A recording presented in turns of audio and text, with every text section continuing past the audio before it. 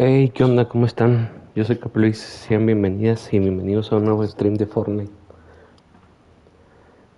Iniciamos sesión y recibimos el pico de Overwatch por las recompensas de estar jugando y hacer sus diversas misiones. Leyenda de videojuegos, pico, martillo a reacción de Reinhardt. Vamos a acabar con ellos, juntos parte del conjunto Overwatch.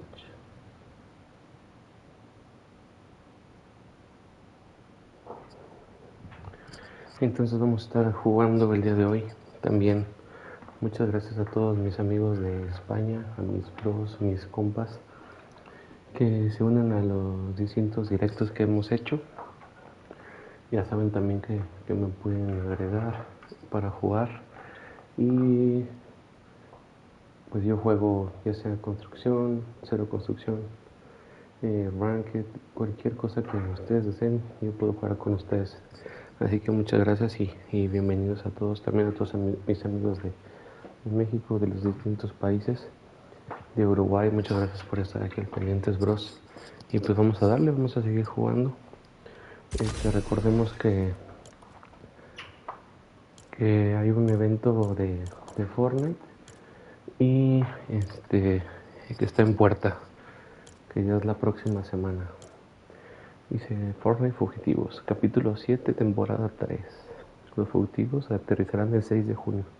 El poder es de quien lo toma. El capítulo 7, temporada 3 llega el 6 de junio. La nueva temporada de Fortnite va a llegar, que es el capítulo 7, temporada 3. Pensar que yo empecé a jugar en el capítulo 1, fíjense, capítulo 1, temporada 3. Temporada 3, temporada 4, temporada 5.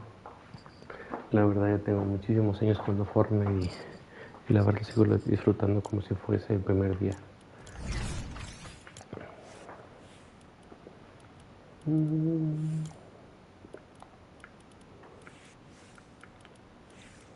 Bueno, vamos a jugar, bros. Vamos a ponerle el de Valenciaga Gucci Prada.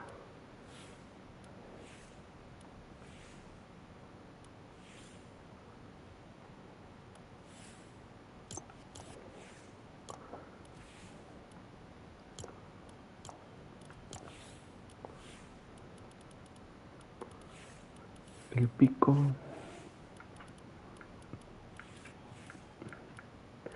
El piquiño.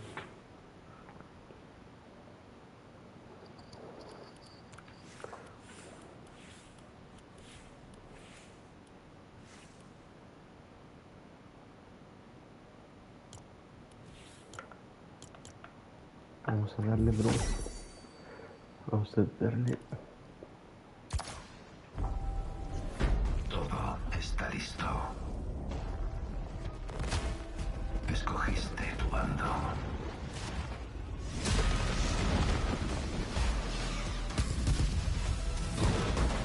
Esto termina ya.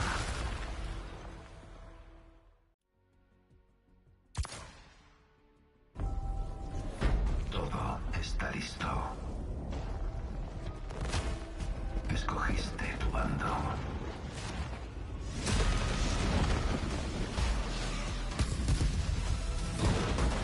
Esto termina ya.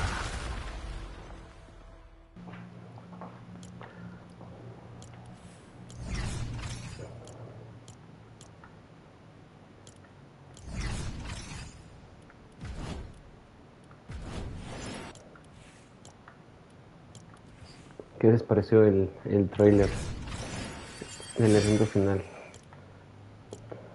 Yo escogí al equipo de la Roca, que viene siendo este compa, el de la fundación. La fundación reforjada. Y muchos escogieron al rey helado exaltado. Que sí se llama exaltado, ¿eh? Con eso de que todos escogieron su bando.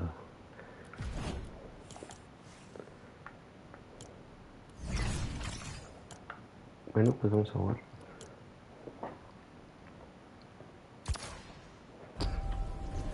Todo está listo.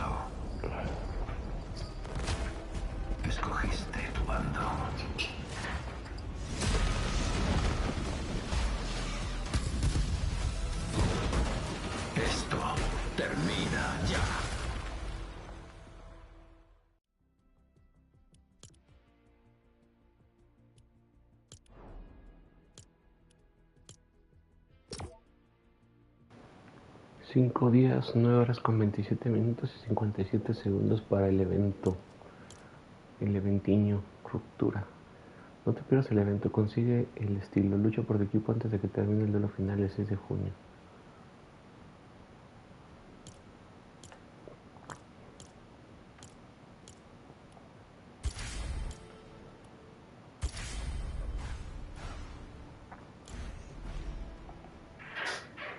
El epílogo.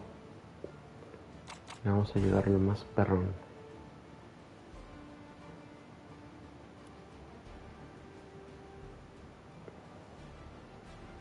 Adrianísimo, 1127 duelos ganados, bro.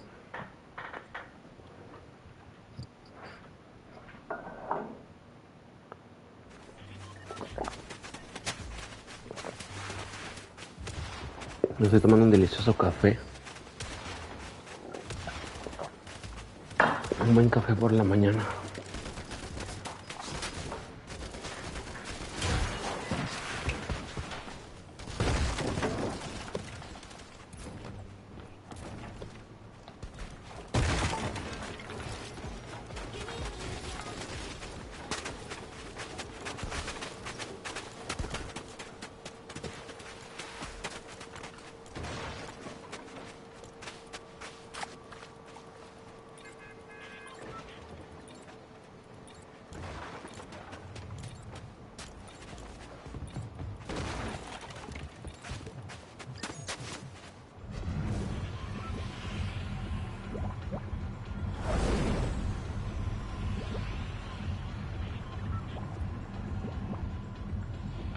Vamos a darle, bro. Vamos a darle. Me encanta el Fortnite, lo juego todo el día. Esto no es Minecraft, bueno, me encanta.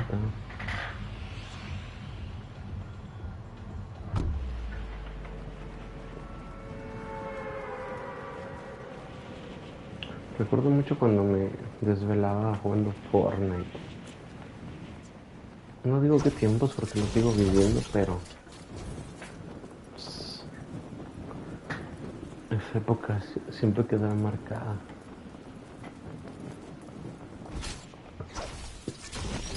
Me acuerdo mucho que ponía mi silla junto con mi hermano y jugamos una partida y nosotros jugamos mucho. También con mis amigos jugamos mucho en línea.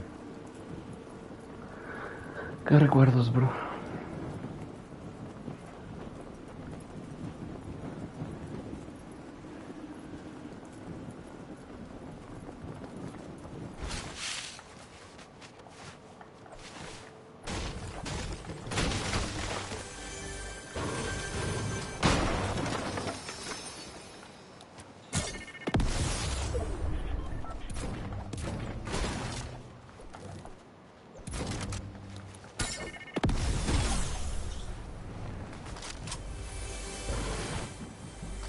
What the fuck? What the heck?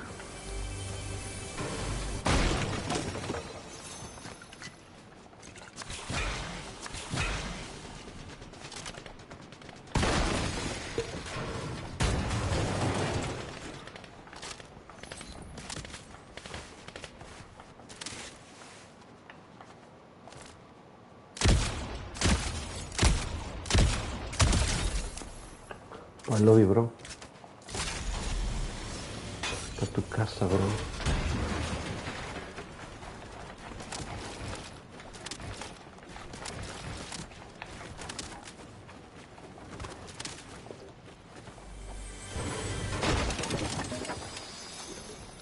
Chica de humo. Chica de humo.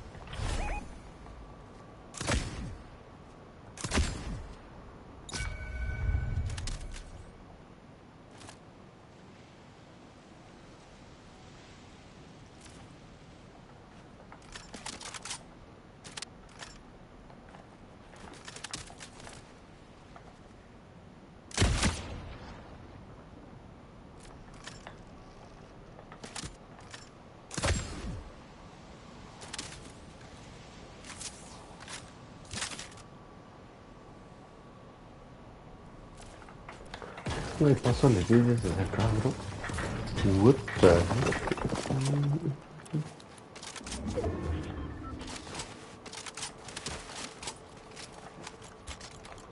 Voy a ir así de francazo.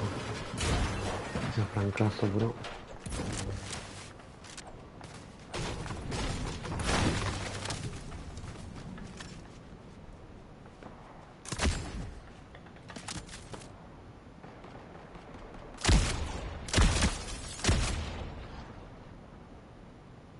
Me quebré uno.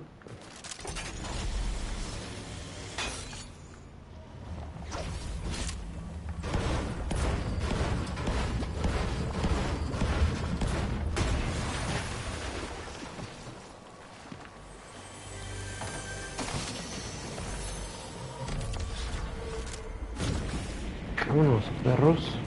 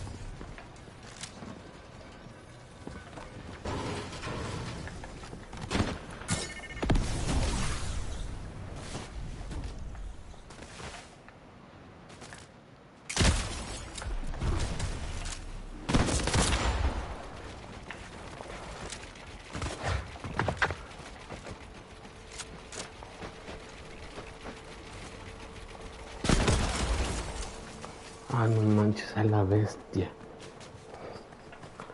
No manches, bro. Se ando muy en otaku.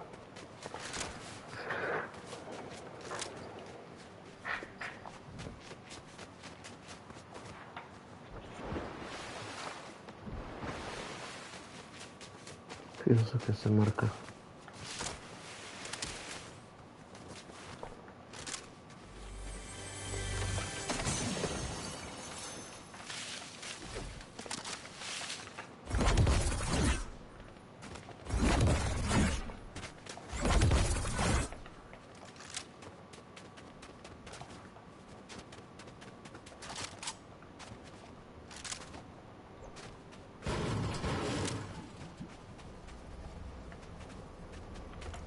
Uy, que se moría.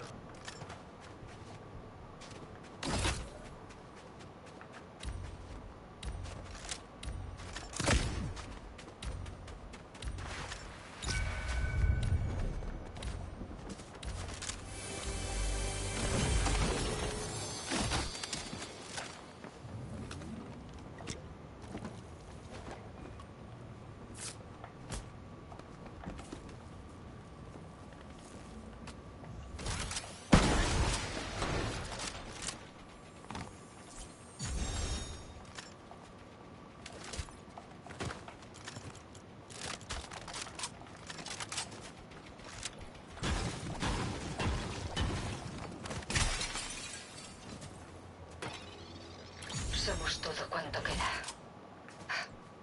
No será suficiente. Puede que no. era de la OI, nunca trabajaría con nosotros. La singularidad. Estado. Entrante.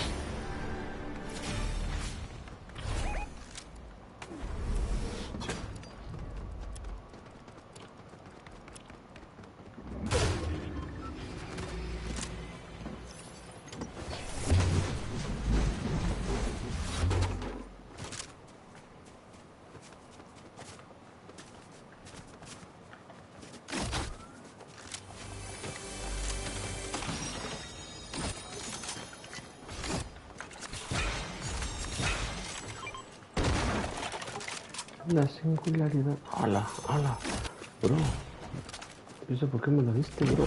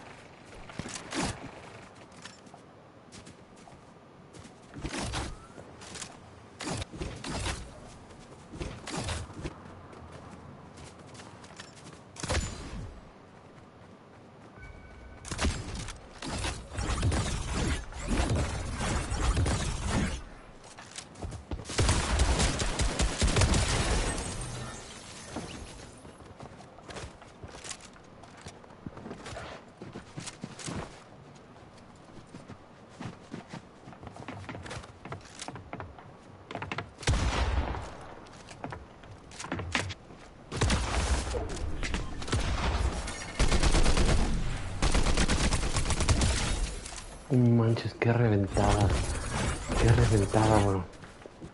Es un otaku.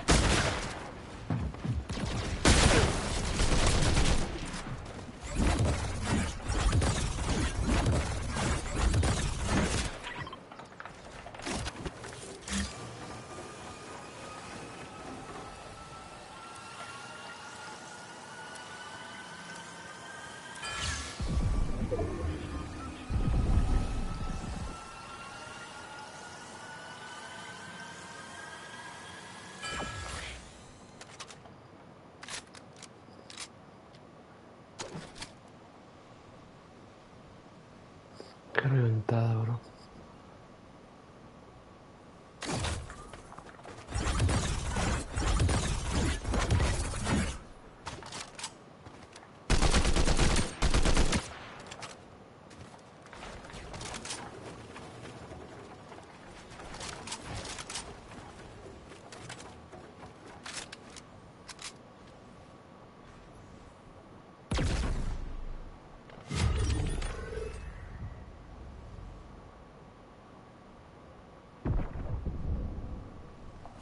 What the heck?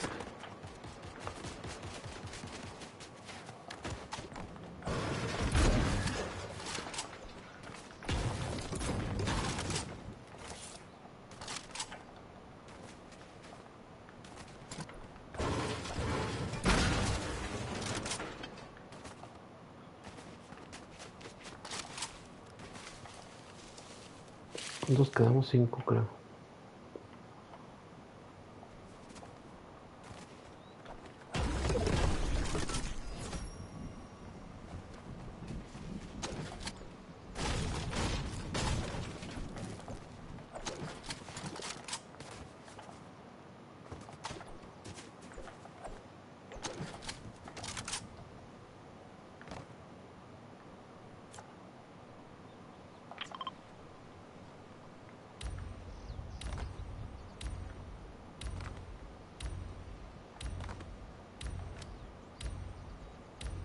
Ahí hay 2. Aquí hay un 3.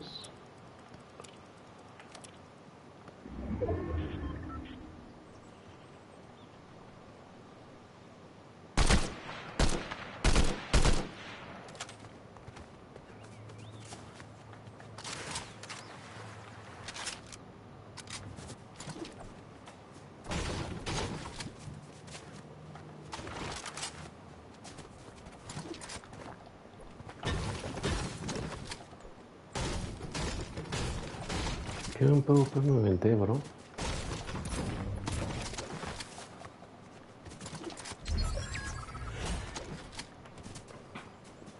Perdí mi toquecito que le di.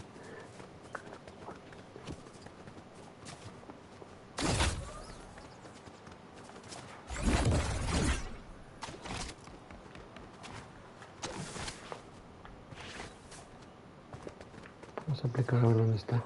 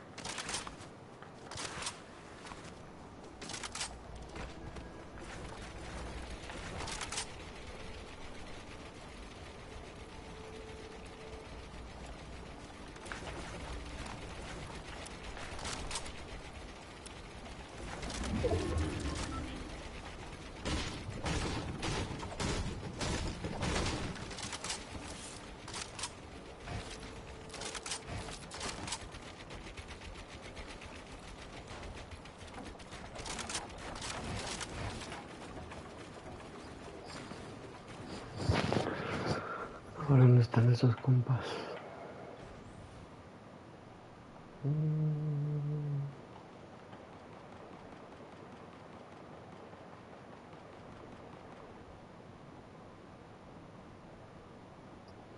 ¿Dónde estarán? ¿Dónde estarán?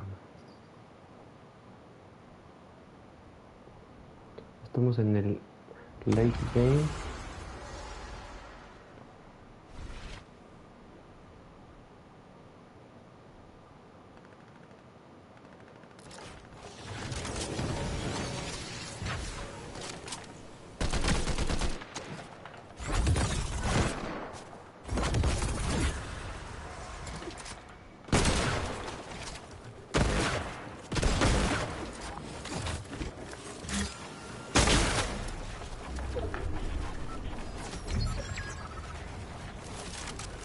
Soy la doctora de guardia. No manches. No lo vi al perro. Buena, buena.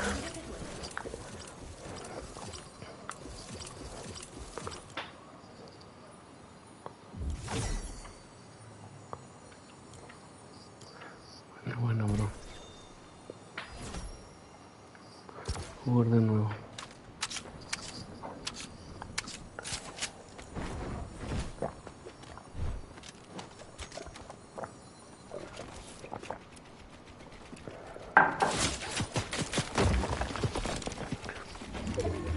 Si es que fue el que hace rato se estaba teletransportando.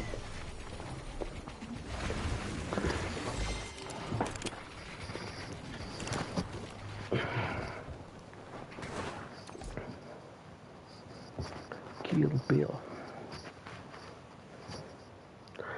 You gotta lick it before we kick it. Pum, pararara, pum.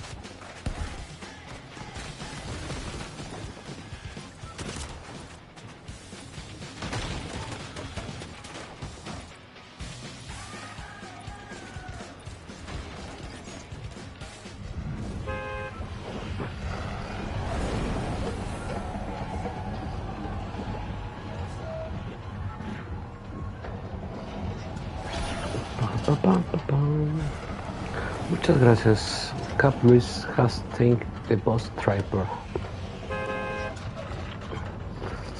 Qué buena partida en la anterior, ¿verdad?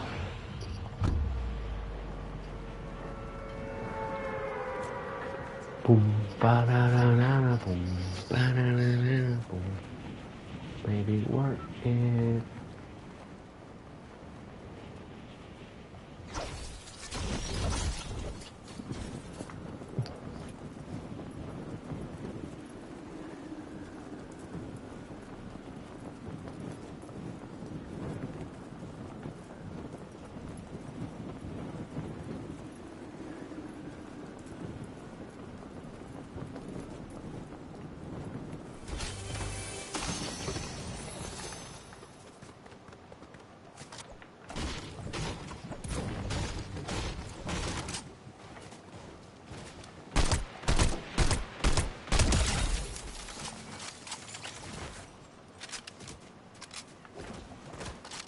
Ser un botado.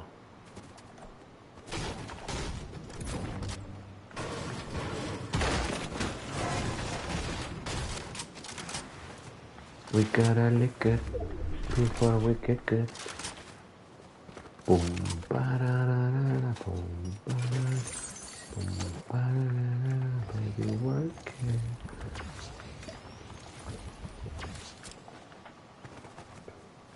Vamos a pescar,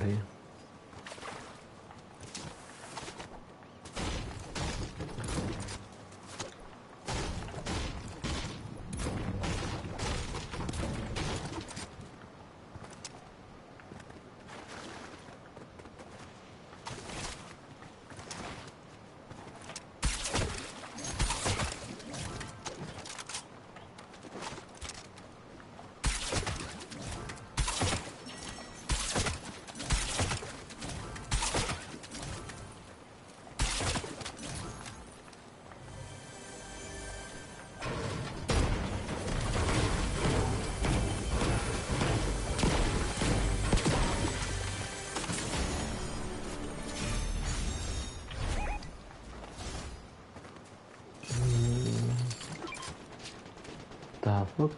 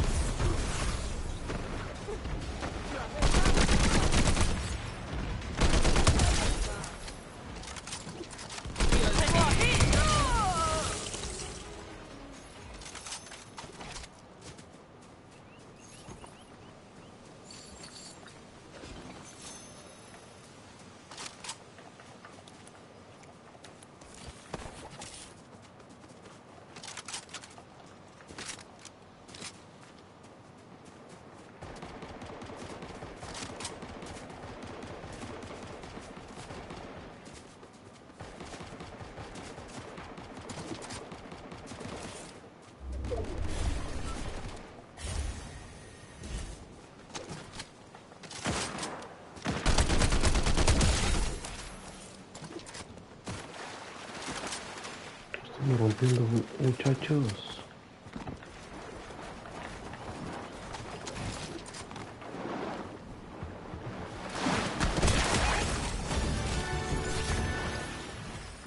estamos rompiendo, muchachos.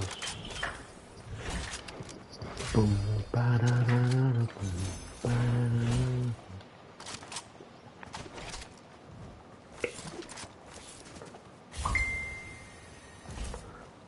You gotta lick it before we kick it. Has eliminado a 5 jugadores.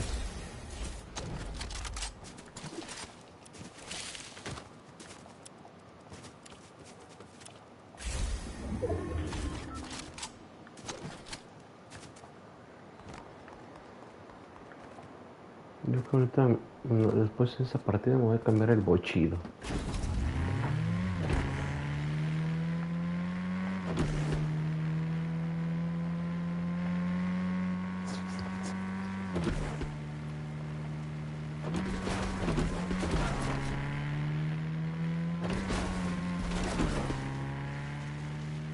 El bochito de cabo. Bueno, vamos a bautizarla como el bochito de cabo.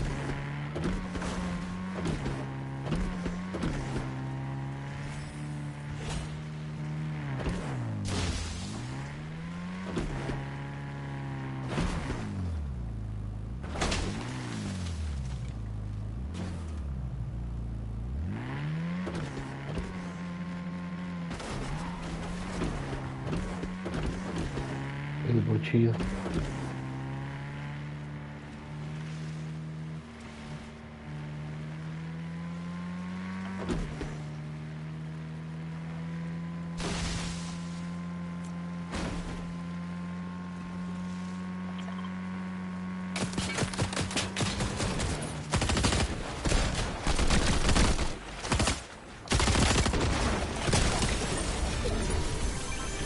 A tu casa, dude.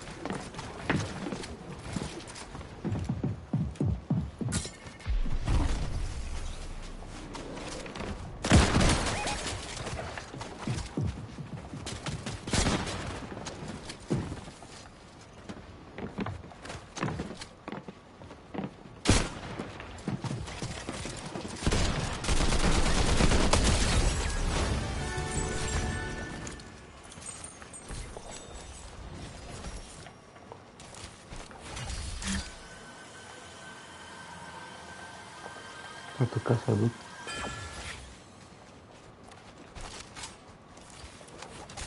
Dale que...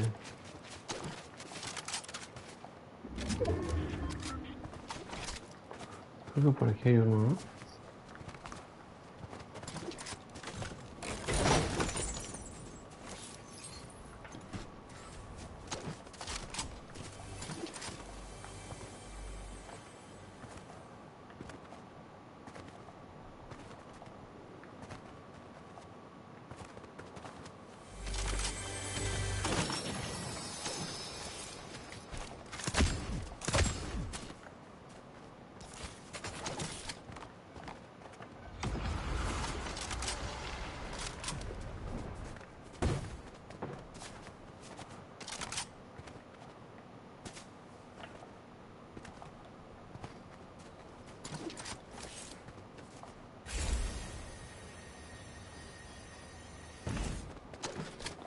Huevo, qué buena onda.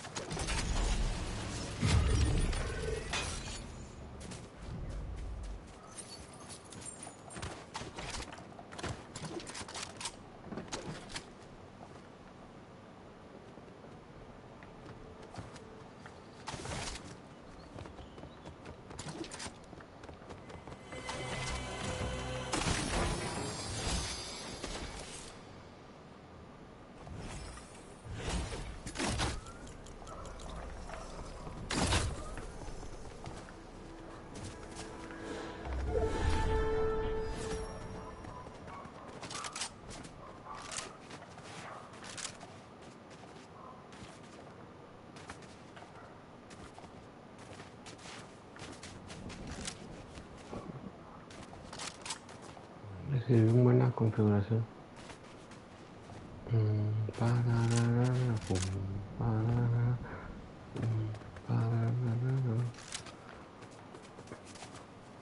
Estoy a tope de materiales.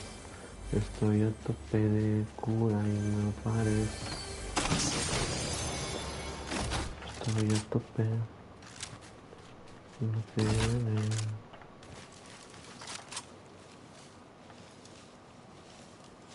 Voy a tomar mi cafecito.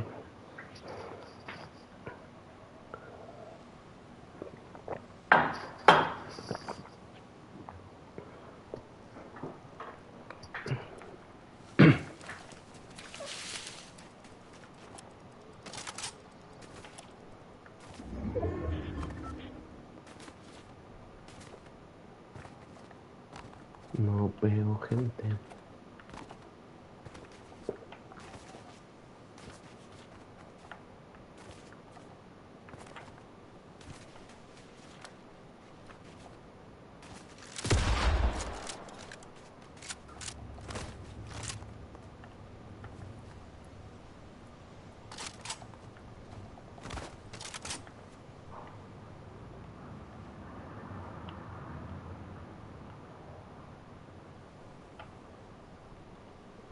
No veo gente. Quedan 5. What the fuck. Y está bien grande el mapa todavía. El círculo.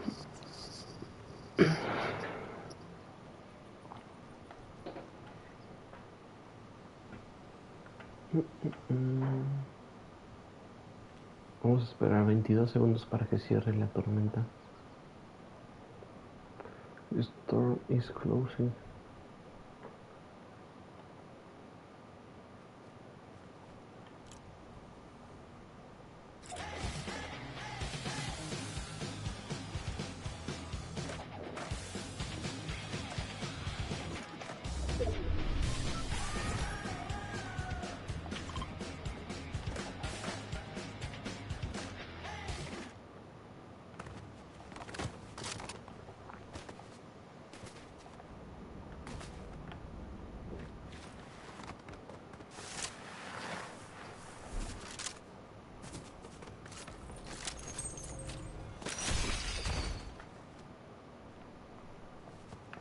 Traje.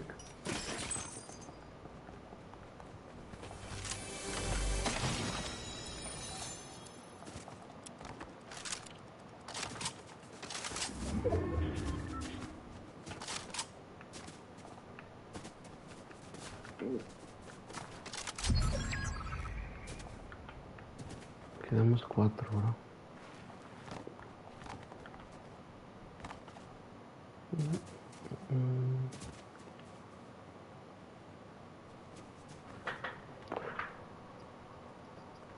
Bien, domingo 31 de mayo.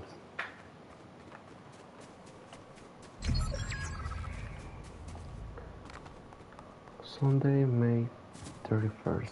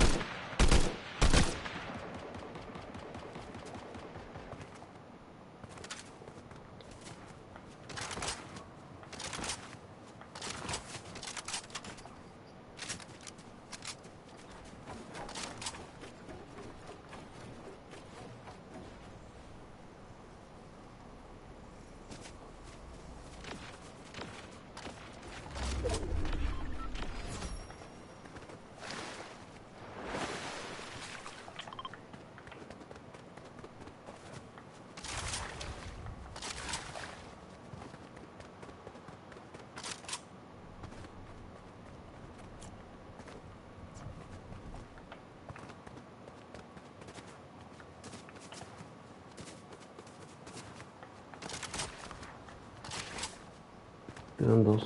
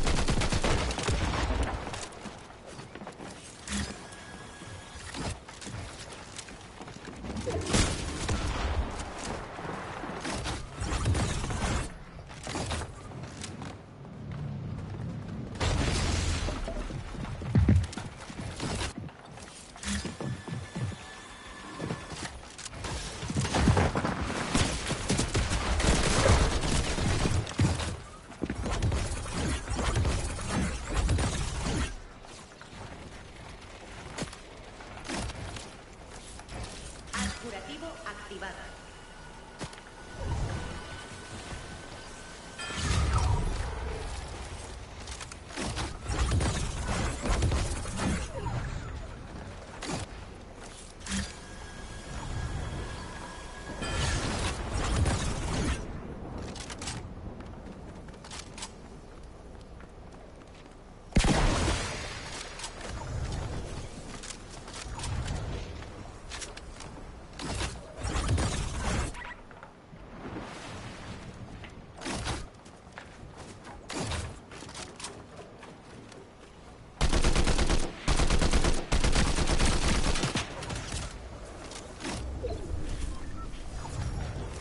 ¿Alguien ha llamado a un médico?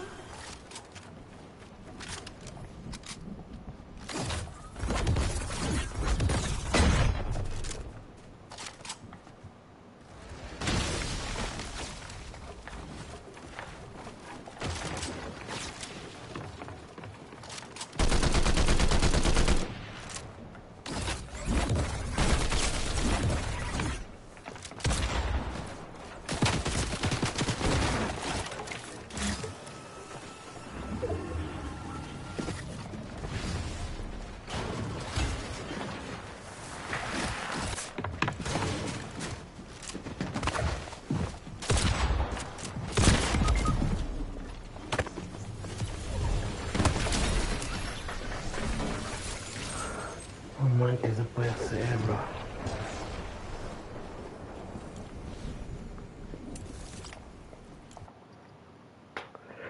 Qué buenas peleas.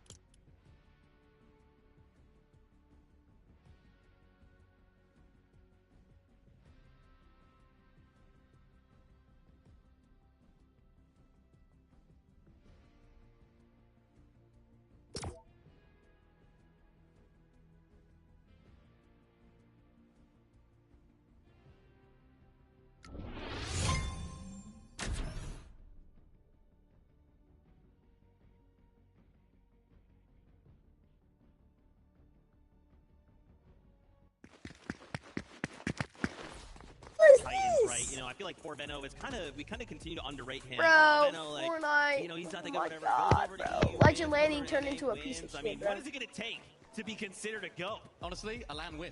realistically, that's the one thing that he hasn't done seemingly in his entire repertoire of Fortnite achievements. A very, very experienced player. Oh my character. Partner for someone like her, someone that needs that level of sort of level-headed and that level of leadership, I suppose you could say, in the duo. And Venno is the perfect candidate for that. We've seen their performances this weekend. Bro, I can't. I'm really intrigued about Venno because he always seems to have something under wraps. You never quite know what he's going to do when it comes to the grand finals day. And we saw it in their upper bracket games. We saw them trying to lurk around. They lurked around the sort of teams down towards the south side. We can have a look at some of these clips right now. They're sort of going down towards that south side. We were speaking about it to him on the telestrator. This is something that they can do. They have the ability to do. Doesn't always work out for them, Vivid, but it seems like a strat that they were cooking. Maybe they'll do something different today. Yeah, obviously, Venno learned early on in his first kind of attempt to lurk and pressure some of these duos here at the land that it might be a little bit harder than it was over on the AC region. But they continue to do this, right? This is what they feel the most confident in doing. Also, it's really, really cool because these strategies where they like to lurk on a lot of teams, it's actually revolves around staying in the swarm a lot of the times. And the reason they can do that so easily is because they know exactly where all of the vending machines are. No, baby, I love you, ain't that crazy? All of those heals, and then cool little things like this. I mean, jumping into the wait, does the zone actually move now?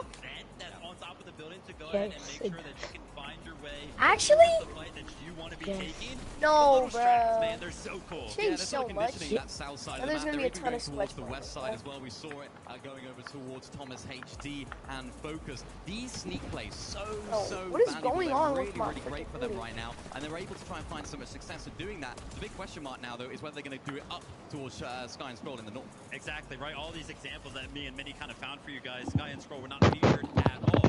But we got an opportunity to go ahead and talk to Sky about that. Only aimbot. We felt What good the about hell? how we played in the upper bracket, but it was kind of weird, right? Because it's like, Urban Venno didn't do what they said they were going to do, right? They said they were going to push us, and they didn't do it. Very Venno-esque. He's not going to show you everything that he wants to do, of course, in the upper bracket. He's going to save it for the finals, so I'm kind of bro, you got this. We're going to be seeing Urban Venno push towards the way of Sky and Scroll, like, what? Once, maybe twice over the course of the 8 games. Obviously, they're not going to do it every single time. Yeah, it's the sort of Venno thing, maybe to not do it in game 1 to try and throw them off. Because I'm sure Sky and Scroll are thinking, right, we're going to have to pull out that strat. Maybe we both leave the POI and try and rotate up. So I feel like it's such a Venno thing. They might not do it game 1, but game 2, keep your eyes out. Oh, okay, I like it. Well, maybe Frankie can ask Venno this question, because they're standing by right now. Thank you so Somebody much, behind you, guys. bro. I have to ask Venno a different question, if that's okay. I hope you don't mind, everyone on the desk. But Venno, we're hearing you might be contested. Can you fill me in, please? Yeah, I might be contested by the team that landed down lower brackets, King Vidar.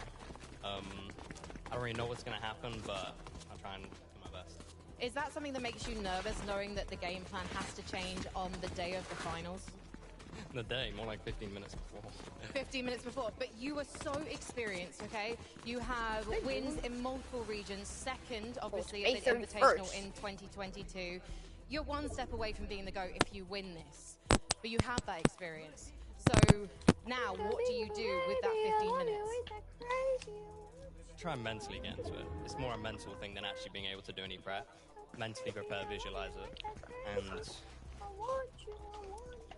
when the odds are against me, I rise above. And we know you do. How would you prepare Kirk for a situation like this? Because it seems to me like he's taking to land like a duck to water. He's cool and he's calm right now. He's definitely taken to it well. I'm not sure how hearing this late news will affect him, but the odds are in our favor. And all he needs to do is listen to you. That's all he got to do. All he's got to do. Venno, what would it mean to you to win today in Düsseldorf? I mean, everything. I'd be completing my career. Nothing left to fight for. You'd have everything to fight for, and you're going to fight for it today as well. Thank you so much, Venno. Good luck today. Let's head back to the desk. You know, that's a very familiar Venno. That's a very locked in, I know what I'm here to do today. That's a, you know what, invitation. Oh, you're such a wiener. Why don't we take a risk here, Venno? I like to see that, obviously, the duo are ready. Curve player on the rise. I like seeing Veno locked in. I kind of wonder where Curve's at.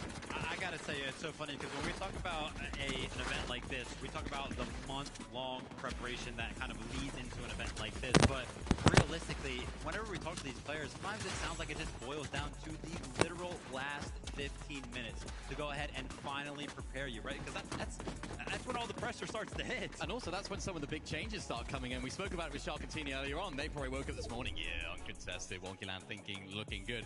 Then a team comes in, maybe potentially contesting them. It's like, you have to think on your feet in this game, both in-game and outside of the game. So these sort of last 15 minutes for these teams, especially those with experience, are going to be super, super vital. I believe in Veno right now, and I believe in Curve. He saw them perform well, and I'm sure if everything goes according to plan, Mama Papa Curve, Will over there, they're going to have a great time. They just yell. That's great. Let's talk about another duo, obviously. Can't not talk about Peterbot and Pollo appearing here in the finals. We have 8 games ahead of us. So what do we think, boys? Why are these guys so feared? And do we think they can maybe kind of instill that fear into the lobby today? Well, they're going to be feared for sure because somehow, someway, Vinny, they've ended up uncontested. I mean, all of the drama kind of coming into the weekend. Clicks and Higgs are going to be landing on them. Mr. Savage and Velo, they look good to kind of make it towards the finals. But no, Peterbot and Pollo is evenly as if they are going to be uncontested over towards Squibbly. Listen, we know Peterbot and Pollo, why they are so feared. It's because of those placements, man. Yeah, their run was absolutely unreal, wasn't it? Together when they were playing in duos, they had a solid run separately in trios then as well. But as of late, it just hasn't been that level of performance. Last Global Championships, not a great performance from them. This major, 7th place, I think it was, not an amazing performance for them when you consider what they've done. This is Peterbot and Pollo we're talking about. So I think there's a lot of question marks, weirdly enough, about this duo going into today. Because it's like, what version of Peterbot and Pollo are we going to get? Are we going to get the feared, the scared, the conditioning Peterbot and Pollo, the teams that run away? Or are we going to get the Peterbot and Pollo where you're kind of unsure what they're going to do when they go into a fight? I suppose the good news for them this weekend and now today is that they do have a lot of contestation around them. So they will be able to make those aggressive plays. They'll be able to third party. And I think that's really going to play into their favor. Let's go ahead and talk about those performances from Peterbot and Pollo that kind of really haven't been Peterbot and Pollo-esque. 7th in Major 1 finals, even though they got 7, right? We kind of expect them to win. They didn't win, so we're kind of like disappointed. 7th is still very, very good, but Pete, he still had the most damage done. He still had the best damage ratio. So individually speaking, like both of these guys are still performing very, very well. Obviously, that was back in Major number 1. Kind of talking about this weekend, though, Minnie, you know, looking towards the upper bracket, I feel like they started out pretty slow. And, you know, kind of coming into Sunday, I was like, yeah, man, we didn't really get to see much. So I went back, I looked at their matches, and I was like, wait a minute.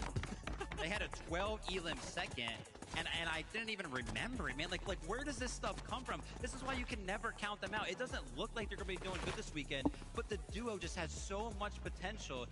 Like Zeke mentioned, like you mentioned, it's just a big question mark of what version of the duo we're going to get. It's just so uncharacteristic for them because especially us on the desk, the whole buzz around the arena, it's all like Peterbot Pollo, especially going into the last couple of global championships. They've kind of flown under the radar a lot, and I think that's why they sort of ended up uncontested. They haven't really been talked about enough, I suppose, in these competitions because, as you can see, in individual games, in these individual moments, they are still that Peterbot Pollo. Oh, man, I like to hear that. We'll have to see. And guess what? Frankie's standing by with the duo right now. Let's hear from him. Thank you so much, guys. That was an interesting thought from Mini Miner. Mini Miner was just saying he's not sure if people aren't contesting you today, not because they're scared of you, but because they've just potentially underestimated you, Pete. Do you feel a bit forgotten? Nah, I definitely don't feel forgotten. We are uncontested for a reason today, and we're gonna win. So what happens if someone does come and visit you at Squibbly today, Pollo? I mean, we prepared to be contested either way at this tournament, so I think we'll be fine. And do you like the fact that there's so much infighting going on around you? You've got a lot of contested duos surrounding you. Is the plan to literally go and spoil all of their days? I mean, I don't want to say too much, but I guess we'll see. We'll definitely see. We've got 8 games to see you guys get the job done. In terms of your duo right now, how close do you think you're being to being back as the Peterbot and Pollo we know from 2024? I think this tournament will prove to everyone what we already know, that we're the best team in the world. So. But do you think you do have something to prove? Because 7th in the recent NA Major 1 finals, you came 15th on LAN at the Global Championships last year, which is uncharacteristic for you, Pete. Do you feel like you've been slightly humbled, or do you feel like you're 100% Pete right now? I'm 100% me right now. I'm definitely going to win this tournament. Okay, well, it's committed to camera. Pete's saying it. These guys definitely winning the tournament, Zeke.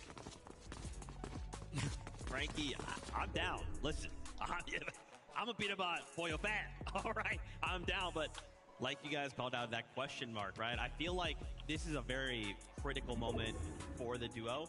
They're either going to come out and they're going to, let's say, win, let's say even be in the top 10, or they're going to fall. Maybe they miss that top 15, going to lose a ton of aura, right? This is a really critical moment for them.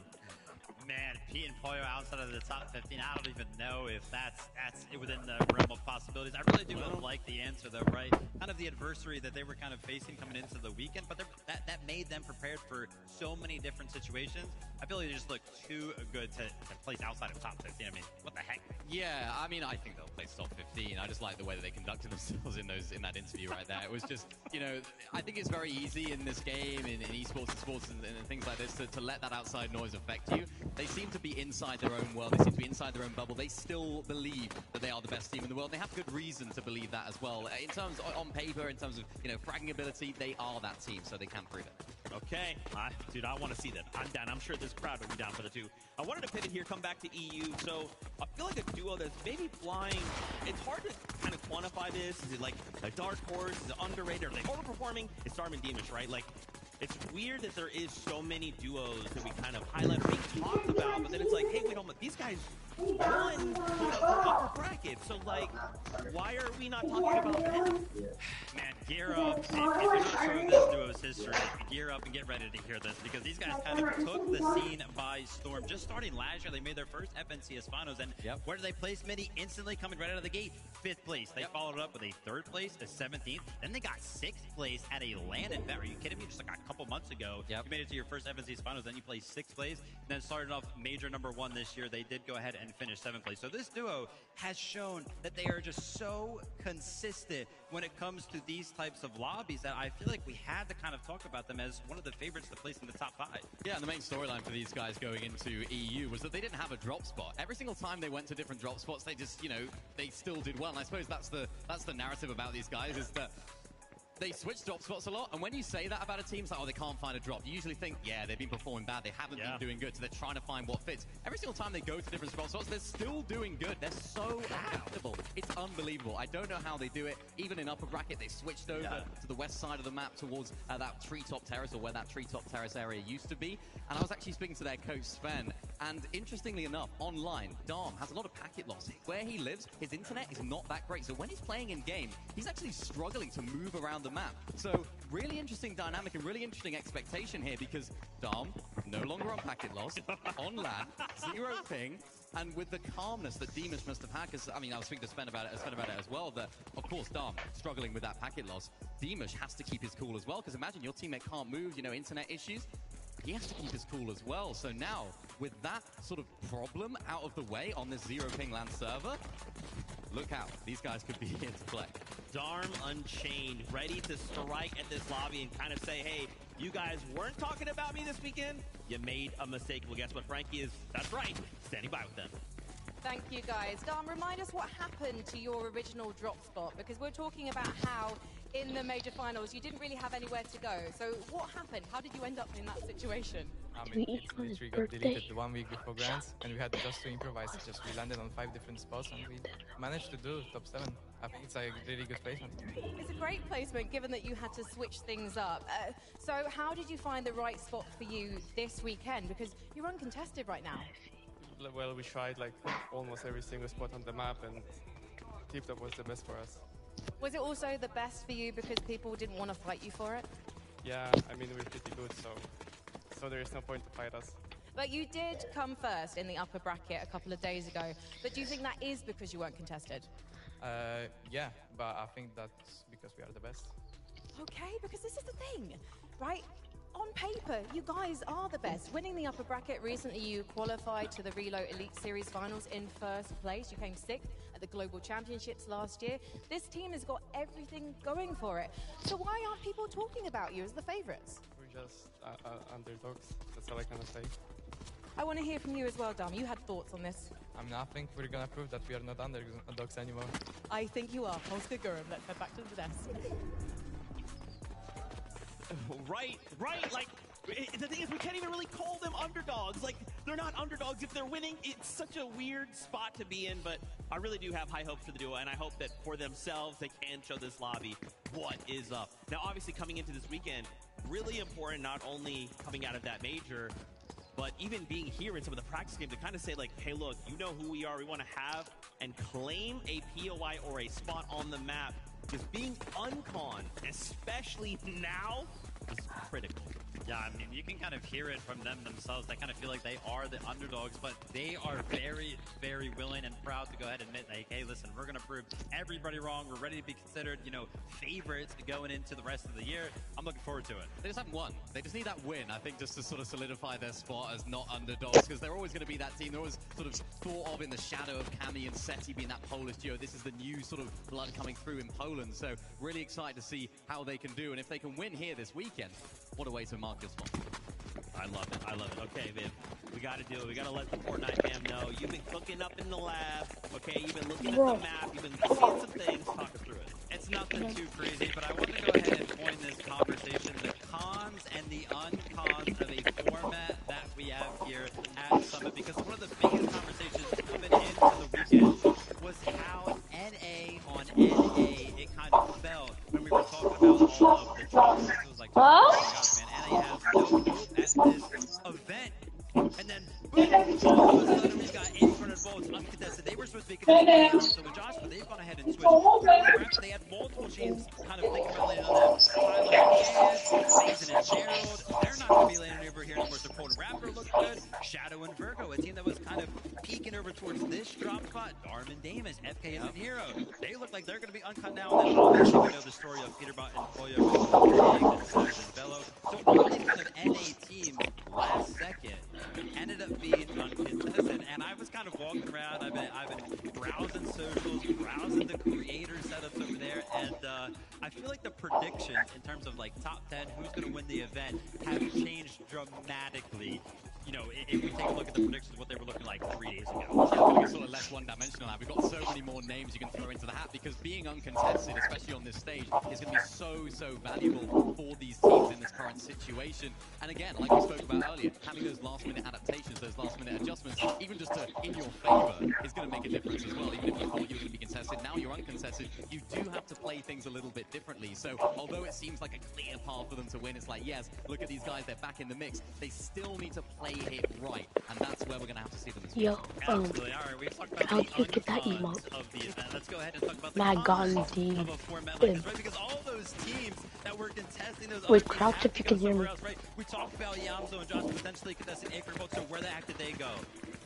Ari and Cammy, man, how good did they look in the upper bracket? But now that they're going to be contested, I'm not entirely sure. We still have a very similar situation, or the exact same situation that we kind of expected over at Sandy. I'm sure. Oh my god.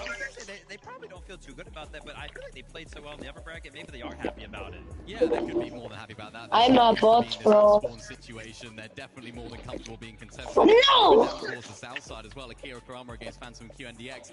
I'm not sure that's going to keep going like that throughout the entire 8 games. We saw Akira Kurama landing up towards that south side of Bridget. I think if things don't go so well for them down there against Phantom QNDX, I think they might go back up. So go back to that uncontested map, Shadow Virgo, they might have that surprise contest station as well. That could play into the favor of Phantom and QNDX as well, especially if Kirby and Venom start lurking around on the south side. You never know what's going to happen. This guy's always trying to stir the pot, man. You know, my favorite Shadow and Virgo. I love those guys. You're like, well, maybe they could be landed on, man. Who knows what's going to happen? 8 games for us to kind of find out. I'm excited. I'm excited, Viv, because it's that time. We got to start bringing the players in, having them board up on that battle bus. So, Frankie, over to you. Thank you, Zeke. There are just 8 games remaining before we find out who will be lifting the trophy in the center of the stage. The first ever FNCS Major Summit Champions. Everyone wants it to be them. The player lounge is full of nervous players. They're starting to make their way down and queue up to meet their fate on the stage behind them. There should be only one team that tops the summit. So Düsseldorf, please. They got Reese. Do everything. Make some noise. No, Chirp already died.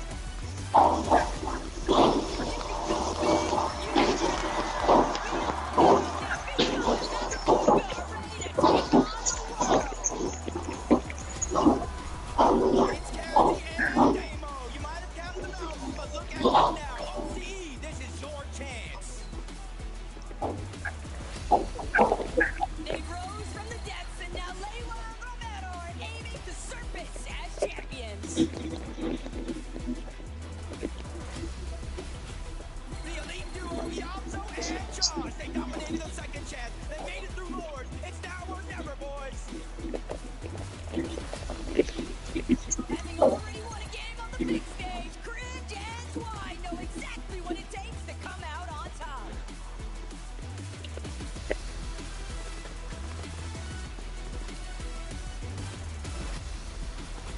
It's the NA West champ, Victor V. and Canada. Triple contested day one wasn't a problem. Now we run it back with everything on the line. The Polish powerhouse, Dom and Dimish. Nobody is safe with these two in the lobby. They want to win it all.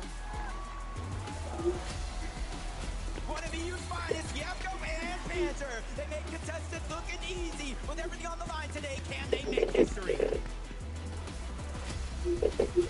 Coming through from the upper bracket, Resigns and Pico. Way to put OCE on the map. They have the crowd on their side today. It's Champ and Flixie. With 1 day left, they have to make it count.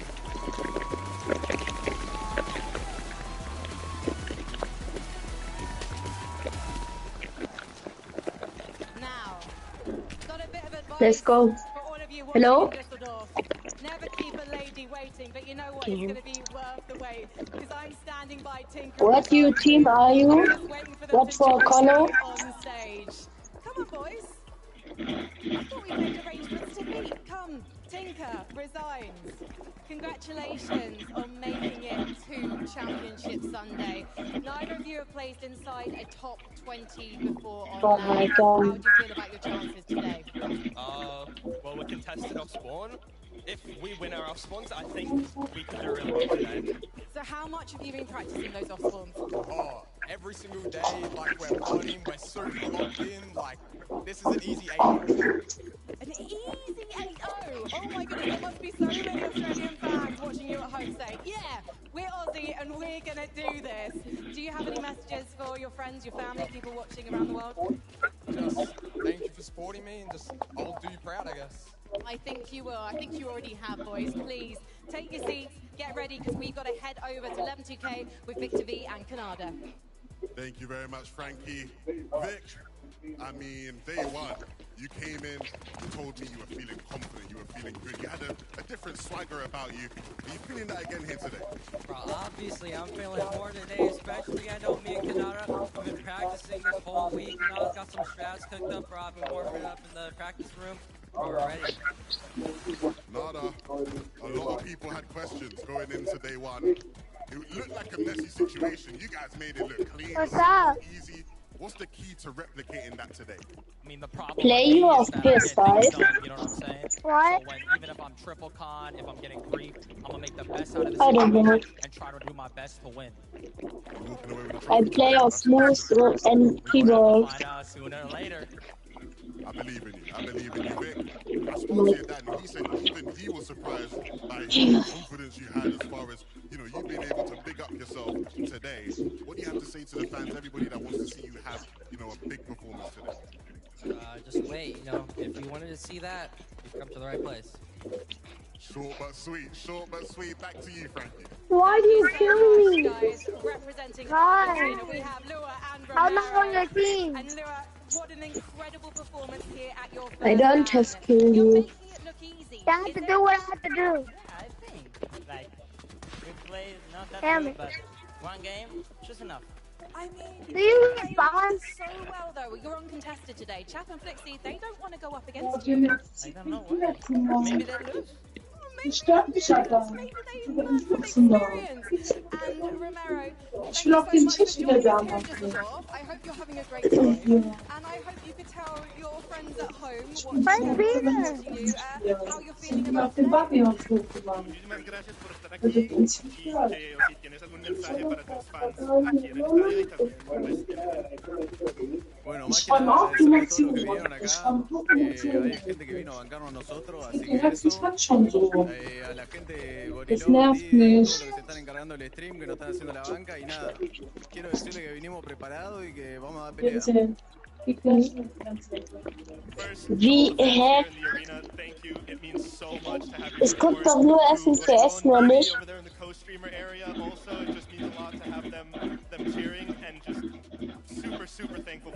spamming. Burada sind die besten Spieler der Welt. Was würde davon heißen? Bro, this is cannot kill, bro. It doesn't really fucking go. Zero map on start.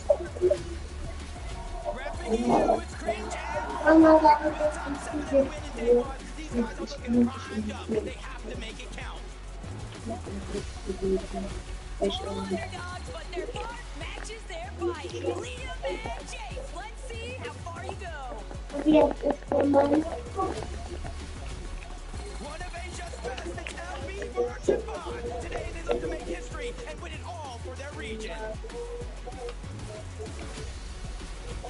Against all odds, they still made it back. Infinity people have calculated it's time to take over. Oh, Peter Bond. You don't even want my pickaxe. You don't even need my pickaxe, bro.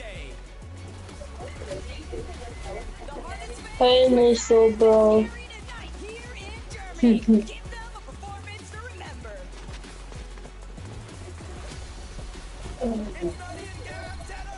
a game to qualify to Sunday must feel good. Time to repeat that here on the big stage. A duo built in the final hour, but Duo and Werix have already proven Bro hat auch schon noch any obstacles. No practice, no problem. Swizzy and Pixel will always find a way to show exactly why they're at the top.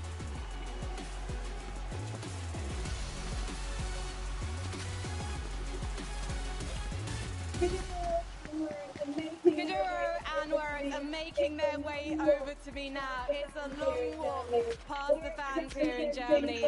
Werix representing France. He's got the Gentlemates fans. I hope they'll take him under their wing this weekend. And of course, Kaduro. He's representing himself and he's representing Germany today. This is the thing about Kaduro. Kaduro wasn't even meant to be playing. He was a backup player.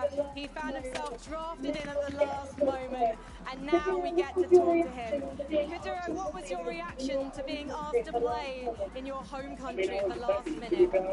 I mean, I was just happy. To be fair, I was playing a different game, but when Werix DM'd me to play it, I was like, yeah, I'd close a different game and I just started playing with him. Why did you want to choose Kaduro? Why I choose him? Like, I think he's really good. Like, he have good idea. Like, he can do good things actually. And I mean for real, like actually. Well, this is interesting because you don't even like IGLing that much. I call you the reluctant IGL, but you're so good at it. I mean, you just gotta do what you gotta do.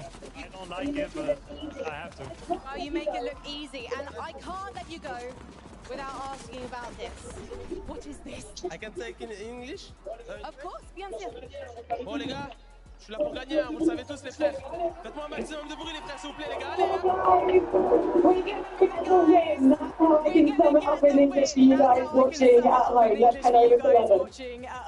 Thank you very much, Frankie. I'm here with Acorn and Bolt. Acorn, I'm not gonna lie. Every time we have seen you so fight this event, just looks so cool and elected. What do you know that we don't? Like, there is a big day. What do you know that we Right. don't, man? Today's a big day. I'm ready. I mean, Bolt, you told me on day one. Acorn is the best IGL. The way you play, it's today, everybody knows you are one of the best practice Acorn hit my shots. Acorn, fourth place day one. It feels like people predict you guys in tournaments. You don't see Acorn and Bolt going to come out and win things. How do you look to take a bit? You know, we're going to play our game. We're going to work on strength. We're going to make it happen. We're not going to waste. Sending it back to Frankie. Sending it back to Frankie.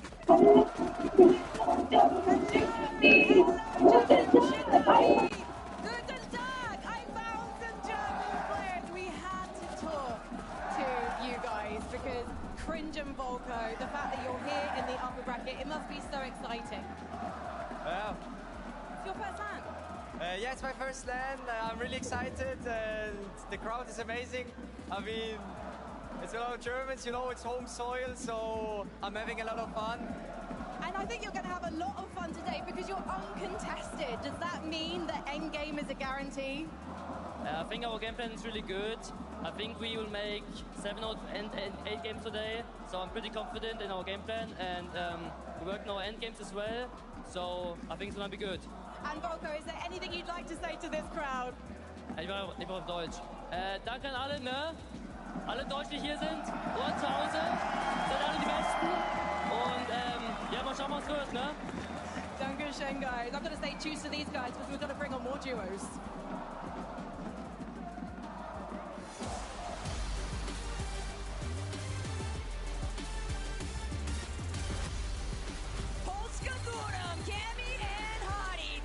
Your chance to win it all, so make sure that you take it. Two of NA's best agers and Ritual. Night and day performances so far, they look to catch fire and hoist that trophy. They already shared they want to win it all, and with the way Tiggs and Danikush are playing, they might just make it. From Brazil, Teus and King VR. Through the fire and flames after this weekend, there can only be one true king. A total dark horse of the lobby, Minority and Darkos are paving their own way to the trophy.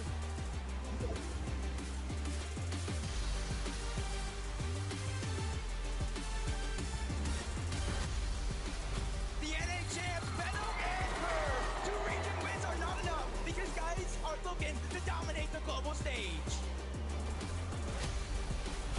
Welcome back, Rainy and Nalu. Today's forecast sunny and bright. Let's see what you've got. Sometimes all you need is a chance. And Tyler, you can never count these guys out because that's when they become dangerous. There's predictions and then there's guarantees. And one thing's for sure, Shadow and Virgo are ready to take the crown. Jump! It's Akira and Kurama. They have the entire arena on their side today as they look to win it all.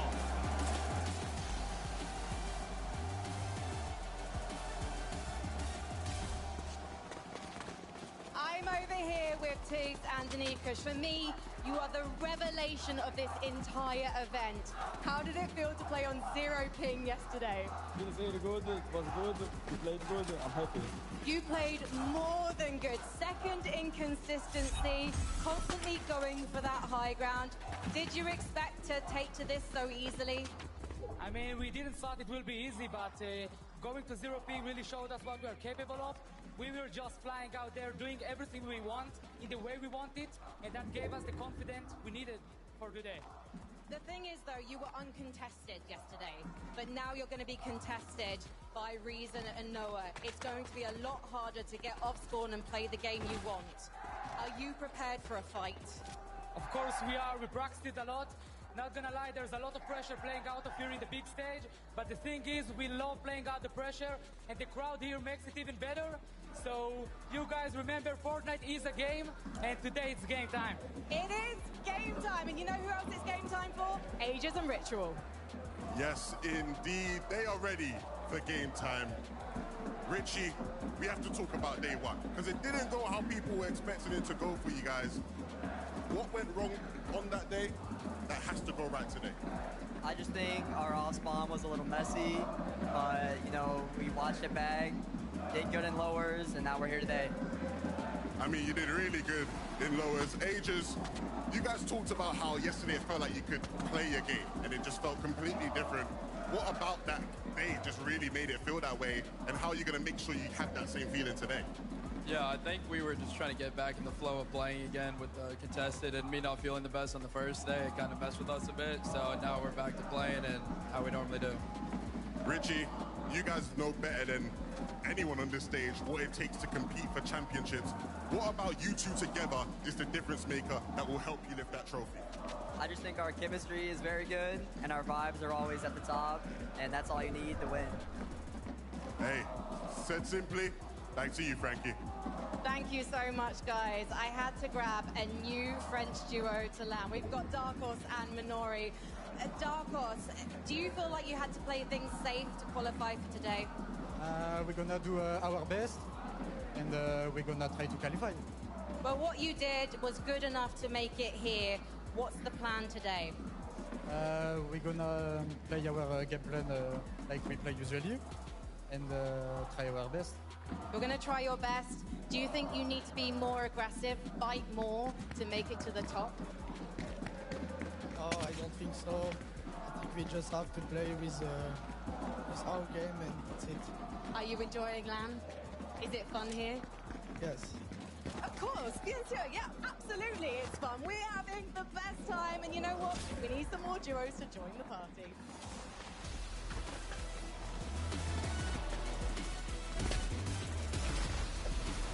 EU superstar Sharkantini. It's been wonky, but will they rise to the top for Champions View of Summit? Repping NA, Cole and Madden. These guys continue to prove everyone wrong. Destiny just might be on their side. Prime to win any race, the Italian Stallions, Belusi and Zangi are charging straight for first place. Get down for Reed and Cooper. They battled through a contested fight once. Now with everything on the line, can they do it again? Everyone counted them out, but they forced their way in. It's Oceana's Alex and Reckless. EU's number 2 team. EU's number 2 team, Chino and Pablo. With global spots on the line today, they don't look to slow down anytime soon. Brimming with confidence, Graves and Kingeling, your future looks bright after yesterday's win in Game 3. They showed up to play. It's Izzy and Nosif. Top 4 yesterday earned their spots in finals. Today, they can earn a legacy with a win. Full steam ahead for QNDX and Phantom. Finals is here, and now it's time to truly show out. Dusseldorf two of the hometown heroes are here to claim their crown.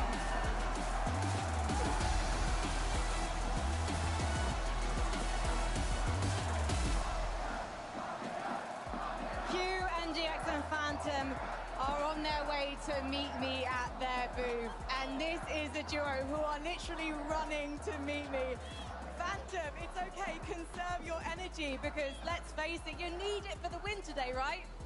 I do need the energy. I mean, the crowd's amazing. I think we're gonna win at least 2 games today, so let's hope it works. This is your first LAN. What gives you so much confidence?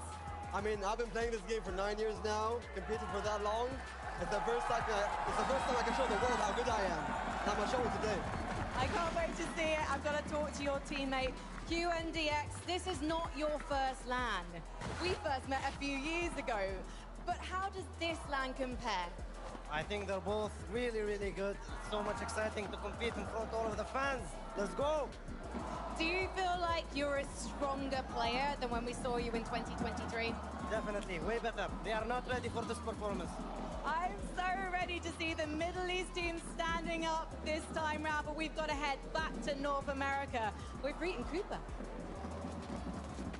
Thank you, Frankie. I'm standing here with Reet and Cooper. Reet, we have seen a lot of back and forth between you and Ages about your off-spawn situation today. Is it fair to say it's gotten personal? No, I wouldn't say we got that far yet, but we've definitely on the verge. But I think for now, we talked it out. You know, I think things have calmed down a little bit. I think we're thinking with our heads clear. So I think we're both going to do our best and see how it goes. And maybe depending on how the first few games go, things might change. But for now, I think things are good. Sounds like you're ready if things ain't going to plan to heat up the off-spawn a bit more. Maybe.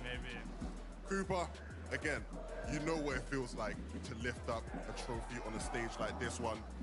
Coming into this day, do you feel similar to how you felt back in 2023 when you lifted the trophy with Miro? Honestly, a little bit. You know, I'm going to this tournament with no expectations, no pressure. I'm just out here to have fun, you know, being contested. It's a lot of a different game, but, you know, I'm looking forward to it. Good luck, boys, off spawn.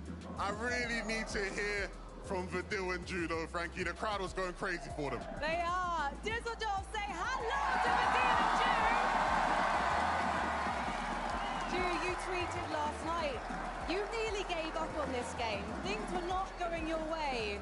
But now here you are, on LAN, in Championship Sunday, with a crowd chanting your name. What does this moment mean to you? I mean, I can't describe it in one word. It's been amazing support. Dankeschön an alle Deutschen, die hier sind und supporten. Ihr seid die Besten. Dankeschön. And do you think that what you've experienced is a lesson for others to never give up on their dreams? Yeah, that's what I've been told. Like, don't give up on your dreams. You can make it. Like, I was no one. Now I'm playing with Vidil on the main stage. I mean, life is amazing. Thanks. Life must be amazing when you're playing with this man. Vidil, what would you like to say to your fans? Ihr seid die Besten, ich liebe euch, guckt euch mal an, ihr seid die Besten, ich schwöre. You're lost for words, aren't you? How unbelievable is it to know that so many people want the best for you and they want you to lift that trophy? Bro, I don't know, I'm about to cry. I can't believe this, it's unbelievable. Like, I don't know, like... Take a moment. Here. Thank you for being here, no cap. Like... Take a moment, guys. Get ready. You know you have the crowd on your side, and right now, let's meet our final duos.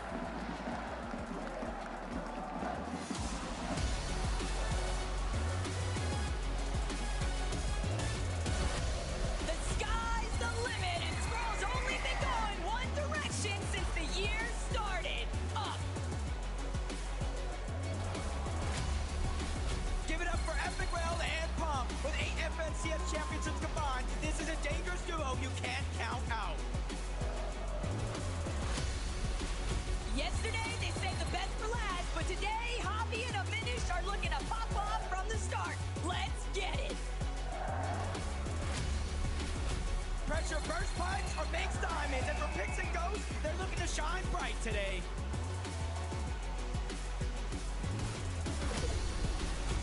Middle East FNCS champions, they rose to the challenge of qualing in day one. Bakusan Hero Finals is yours to crush.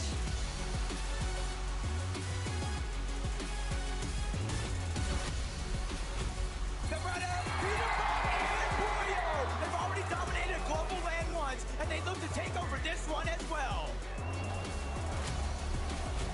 They overcame the pressure for their seat in today's competition. Golden and Ozone, show us what you've got. Feel the breeze, it's cold and rapid. Winning a game in upper bracket today looked easy. For the lobby to stack, can they do it again? The final stretch is about to begin, and Skyjump and Bombsy, they're aiming to bring the trophy back home. The crowd O'Reilly. It's not going to be easy, so they look to feed off the energy to win it all.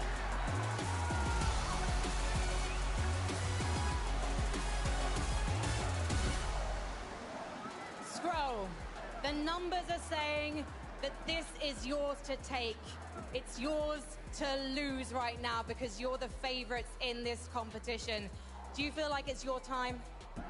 Hopefully, we practiced the whole week, and I think it's gonna be maybe the time. Benno was saying in an interview earlier this week that no one seems to have tried to counter you in Europe online.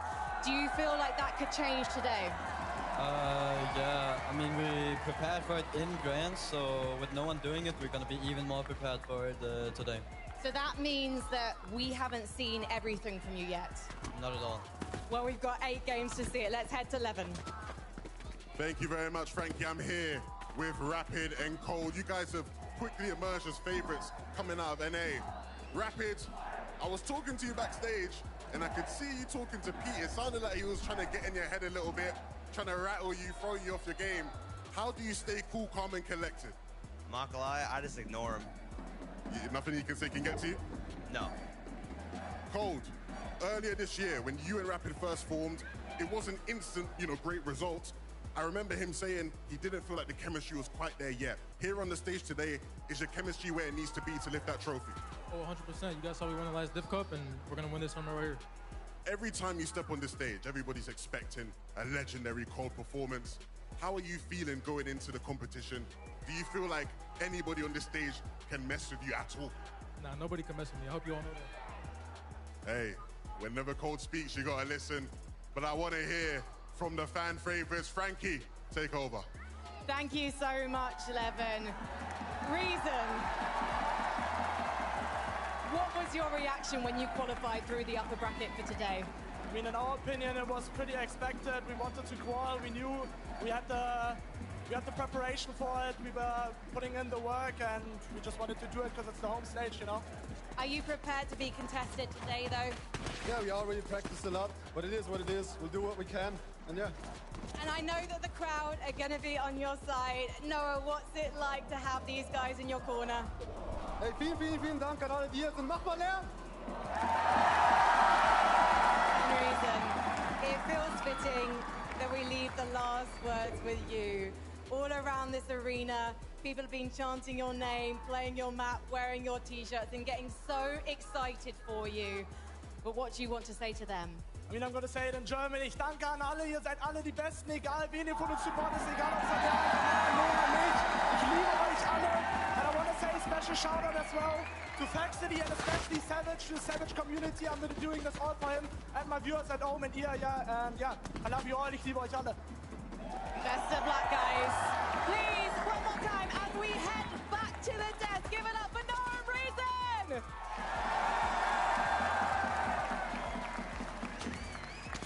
Oh man, it is going to be insane. I am so hyped, Vivid. I am so hyped. So many teams coming out here. And I love, too, that we kind of get to see a little bit of their personality, right, as they start to come out through these stage. Unfortunately, the camera missed it, my favorite one. As Pete kind of comes down up on the steps, starts rubbing his hands together, looks up, Back City gets up, starts swinging his shirt around, bro. I'm excited, dude. I'm excited. I mean, there is no question who Pete's the biggest fan in the stadium is. Look at that. He's over there. I see you back swinging that shirt once again. But it's cool to hear from all of the players. I think my favorite response there had to be Rapids, right? Levin kind of stirring the pot a little bit, or at least trying to, hey, man, hey, Pete's trying to get into your head, you know, what do you have to do? He's like, dude, I just don't even listen. Like, was he talking to me? I don't know. Yeah, same with Reed and Cooper as well, asking about the off-spawn, how are things going to go, is it personal? They're putting all that aside. They're thinking, right, okay, this is the current situation. We're contested. If things don't go well, we'll go to plan B, we'll go to plan C. They're not letting all that outside noise affect them, which is very easy to do on a big stage like this. Yeah, I mean, I even think back to, like, the Vidil part, right, where we got to talk with him and him getting emotional, hearing the fans kind of go crazy. You know, now more than ever, with 8 games, right? So we're kind of used to the more traditional 6. We now have 8 games. We have to try and do this all in one go. And like you say, we've got this crowd. We now have a ton of expectations. We have a bunch of pressure. We have a stacked lobby. How do we focus through that? It's really, really hard.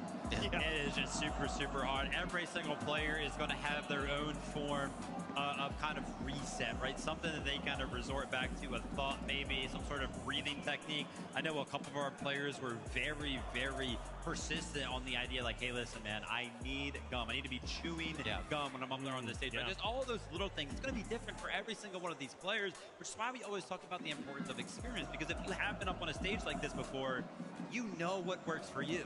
Yeah, and I suppose coming into this, right, everything is new for these players. A lot of players will have the first-time experience. It's a different environment to what you're used to. You're on a different desk. You're in front of a massive crowd. You're on a stage. You've got lights. You've got cameras. All that stuff is brand new. You're not used to that. But as soon as they sit in that seat and their eyes lock in that monitor, it's back to normal. It's just Fortnite. They've got to try and lock into that and try and drown out everything else. I've never been on a stage like that. Vivid, you've had the pleasure of doing it. It must be really, really difficult to do that, but they have to do it. Just go back to what you know, stick to the plans, and don't let anything else affect you. Yeah, I had a moment not too long ago to hop on a Cypher PK stream, and that's something we talk about, right, is when you come back to a LAN environment, it can be difficult, right? It really can. I think from an outside looking in, you know, you can think, well, why aren't these players performing like I watch them at home? Well, dude, it really is that comfort zone, right? There is so many of these tiny little factors, and it could just be one thing, right? That mouse being just a little too slow, that mouse pad not being quite long enough.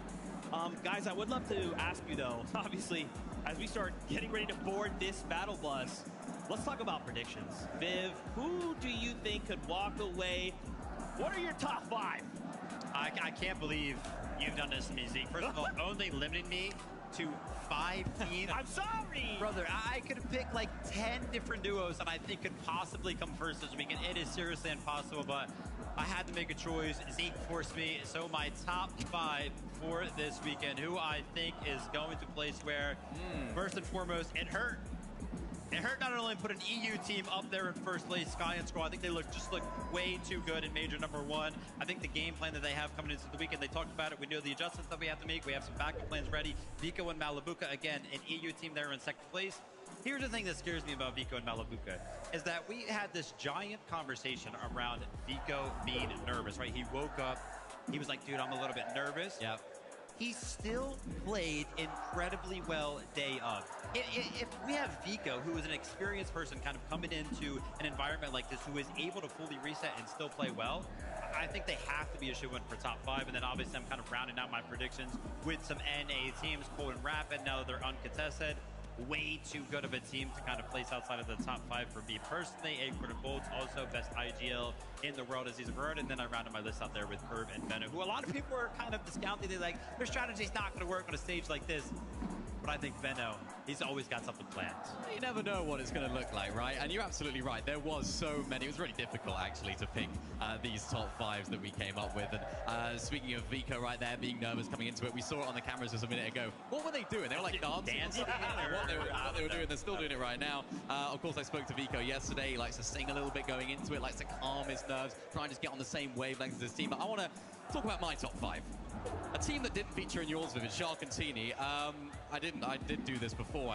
Before I heard that they might be surprise contested by Epic Well and Pump, but I still think they can still do it. They proved that they can perform off spawn. Vico, Malabuka, too good of a team to not top 3, especially since their situation hasn't really changed too much in terms of contestation. And Sky and Scroll, you have to put them in there. They're going to be in that top 3 for me. And Acorn Bolts as well, of course. Darm and Dimash, very, very similar lists, I suppose you could say, in that regard, because you can't ever count out Acorn. And Acorn in that upper bracket, then you have 2 bad games. They had some pretty unfortunate zones as well. A lot of those zones were pulling down to that south. So it just seemed like they got better throughout the day at actually dealing with those south zones. So as an EU fan, if I put my EU bias hat on, I'm kind of scared of Acorn and Bolts. They could be lifting that trophy at the end because they are just that good. And Acorn is just that good at leading. Guys, I'm so hyped. I just heard the call. The games are ready to go. Let's get ready, Fortnite fam. This is the first game of the finals. Jacob PR, the best taco, and Levin 2K. Over to you. This is it, the moment you guys have been waiting all weekend for. Championship Sunday. One team will be crowned the best in the world for this moment. 15 global championship spots and over $1 million in prize money. Yeah, I mean, we're making eye contact right now, but Levin, all of these teams, they're aiming to go straight to the top with you, big fella. And I mean, it's exciting to think about the fact that they've had a couple of days now to prepare, but for some of these duos, the ones coming out of that lower bracket, they are going to have a little bit less time to adjust, but they still got to make it happen. Absolutely, but I think when you look at the way the games played out yesterday, so much to learn. I think there's so many duos who, I think coming into the competition, we might not have even really been expecting much out of them, but they have showed up yesterday. It's about doing it today, though. Yeah, and honestly, coming to this 3-day format, day 1, nobody gets eliminated. It kind of leaves you thinking, where's the entertainment going to be? It was entertaining as can be. Any other event we've seen so far. Day 2, where 25 teams were sent home. Heartbreaking moment, but again, it was cinema. And now we're here, 8 games instead of 6. And what does that do? What do you think that does to some of these players? I mean, it's a long haul. I think the big difference is we've seen so many tournaments over the years where day 1, you get the opportunity to reset, you get to watch some games back, jump into the next day. It's a completely different meta tournament feeling.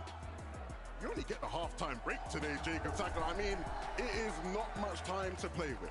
Yeah, and that's part of the difficulties behind it, right? Because typically you'd anticipate having that little bit of extra time for review, maybe a fill-in slot, you know, even some of the other pros willing to help assist. But now you have to question, was it worth me actually helping out some of these other teams? Because what if they decide, hey, my off spawn isn't going well, but I know what makes yours better, so why not challenge it? Yeah, and that kind of makes me wonder, you know, we've seen superstar teams take over games and begin to run away with it. And now with 2 extra games, there's kind of that comeback potential. It's almost that mental stamina a lot of these teams and individual players are going to be forced to really deal with at the end of the day. But I got to maybe ask you guys, we saw some predictions on the desk. I knew you it guys was coming. got any predictions for us here? I mean, I feel like there's so many amazing teams who their Osborne situation looks favorable. They look like they could make great runs. I'm going to pick one from each region I'm really looking forward to. The first one from EU, I think Vico and Malabuka are looking good. Sneakily looking good in a way that I think a lot of people now are starting to look and say, that day 1 performance, Vico said he was nervous, they played with so much ease, and it was so impressive. And then on the NA side of things, Taco, I'm liking Cold and Rapid, man. Cold and Rapid. There's something about the aura about them that just inspires you. It's something about the way they've been playing through 4 fields also. And when you think about a lot of the off-spawn contention that's taking place around them, they're one of the few teams on the outskirts of the map, but they still have an easier path inwards in comparison to those other duos surrounding them. Their surge opportunities are looking much more favorable. I'm right there with you. Cold and Rapid, 100% highlight for me. And now I'm just going to sound like a copycat because Pico and Malabuka would have been the sly underdog team that I'm kind of looking at too for EU, because so many people, I think, just have that dependency on the Peterbot Boyo storyline, them potentially being uncontested now at Squibbly. It's hard to ignore Shark and Teeny and everything they've been able to accomplish through the years so far. But Jacob, ultimately, it's hard to really dictate what happens throughout the journey of 8 games, and we just know that all of these duos are expecting something different. Yeah, honestly, coming into this one, you guys probably saw on Fortnite Competitive, I was honest, instantly answered Cold and Rapid right out of the gates, and now watching all the action through the last 2 days, it almost has me scratching my head, because you mentioned Vico, Malabuka, Shark, and Teeny. They made it here through a contested wonky land, and now they're being able to play like themselves, a little bit more freedom, and then you even have Acorn and Bolts. I've never seen Acorn look so calm, cool, collected in my entire life. Bolt's looking confident as well. This one's gonna be hard to predict. Yeah, I mean, Acorn and Bolts, I think the way that you put it, Levin, in that interview was really said best. Everybody seems to just cap these guys. It's always, yeah, they're going to be top 3, but it's going to be the 3rd place. Yeah, they're going to be top 5, but it's going to be the 4th or 5th place. It's never number 1. And all I can think about is reflecting back to even Chapter 5. So many people have always counted Acorn out, but historically speaking, he delivers in the moments that he says that he's going to. And what a day and time it would be to really show the world that they are winners. No better stage to do it on than this one here. I think the interesting conversation when it comes to contested versus uncontested teams, though, is as much as we know historically you want to be uncontested, it gives you the best chance of success. We've seen some of the players on the stage have unbelievable performances while being contested. Shark and Teeny, to talk about them, ooh, are they going to get surprise contested? What's going to happen there? I think even if they are, we've seen what they can do to some of the best players in the world while being contested at Wonkyland. And part of that, I think, is also just building off of the fact that it's the time to elimination. Duos that are able to find those quick frags off spawn, they're going to be the ones that ultimately establish their surge off rip, and then they can just pick their movements after the fact. And that's what we really saw out of Shark and Teeny in day 1. Sure, game number 1 didn't exactly go their favor, but they tried to play it through a different method. The moment that they actually got up close and personal, we saw what happened after. Yeah, and it kind of makes me to kind of like the next question about, we are talking so heavy about that first place. That's what we came for, $1 million prize pool, of course, but the 15 global championship spots. So if you find yourself in game 7, game 8, probably out of distance for that first place, you still have something to fight for. Absolutely. And I think the interesting thing about us having 8 games here for the first time is we always, in a 6-game format, have this understanding of when do we start to panic? When do we have to really turn things around? When are the games really and truly running out for us here? At this point, you're going to just have to get a feel for it, right? You might be at game 4, things aren't going well. You still have 4 more games. That's a lot of games to start to come back and get some points on the board. And so it's a learning experience for us. It's a learning experience for these players. But the best of the best will rise to the top as always. And we know the margin of error when it came even just the top 25 throughout the past 2 days of competition was you're realistically looking at maybe 1-2 lobbies. That's all that's necessary to fill that void and close the gap. But here in an 8-game format, top 15, the margin of error is that much slimmer. And we've already seen just how quickly paranoia can kind of ensue when you're suddenly realizing, hey, game 1, not for me. Games 2 and 3, all of a sudden, oh no, I'm at game 4 and I'm still not off spawn. Yeah, and this is going to be kind of one of those things like game 1, you guys are talking about game 2. You know, Chino and Pablo, for example, a triple contested Sandy strip. They didn't necessarily play well in day 1. They fell to the lower bracket, right? Triple contested again at Sandy strip. But they had the 2 bad games in the beginning of the tournament and didn't necessarily go that well, but they were able to pick up the pace. I think as soon as these duos, these players are able to kind of play like themselves, comfortable, almost as if they're at home, that's when they're really going to find the success. And that's why I look at some of our veteran teams, the players that not only have been around Fortnite competitive for so long, but playing in person, playing at these lands, the Invitational, the Global Championship, even the Pro-Am kind of gets you that experience that you need to play on the big stage. Absolutely, and I mean, we always talk about what's happening on the map, in the game. For a lot of these players, this crowd, their energy is going to be vital to success. They're going to need every single person in this building to be as loud as possible. So just to remind our players, people, Dusseldorf, make some noise! I know you guys wanted more than, how are you going to let Levin be louder than all of you? Dusseldorf, make some noise! Let's go alive.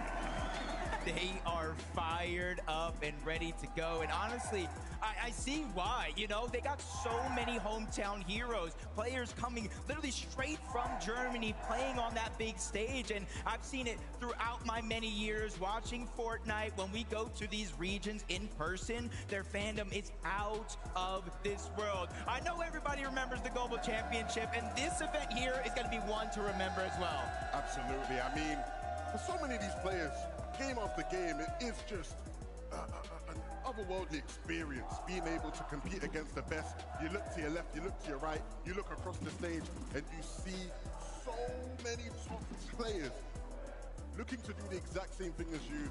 I spoke to some of the players who are sitting at the top of the stage right next to a trophy. Some of them are saying, look, Levin, I mean, if we do well, it's not a long walk to go and pick it up. You don't want to watch another duo walk past you to lift that trophy up. You want to be the ones to look everybody in their eyes as you rise that trophy and put that crown on your head.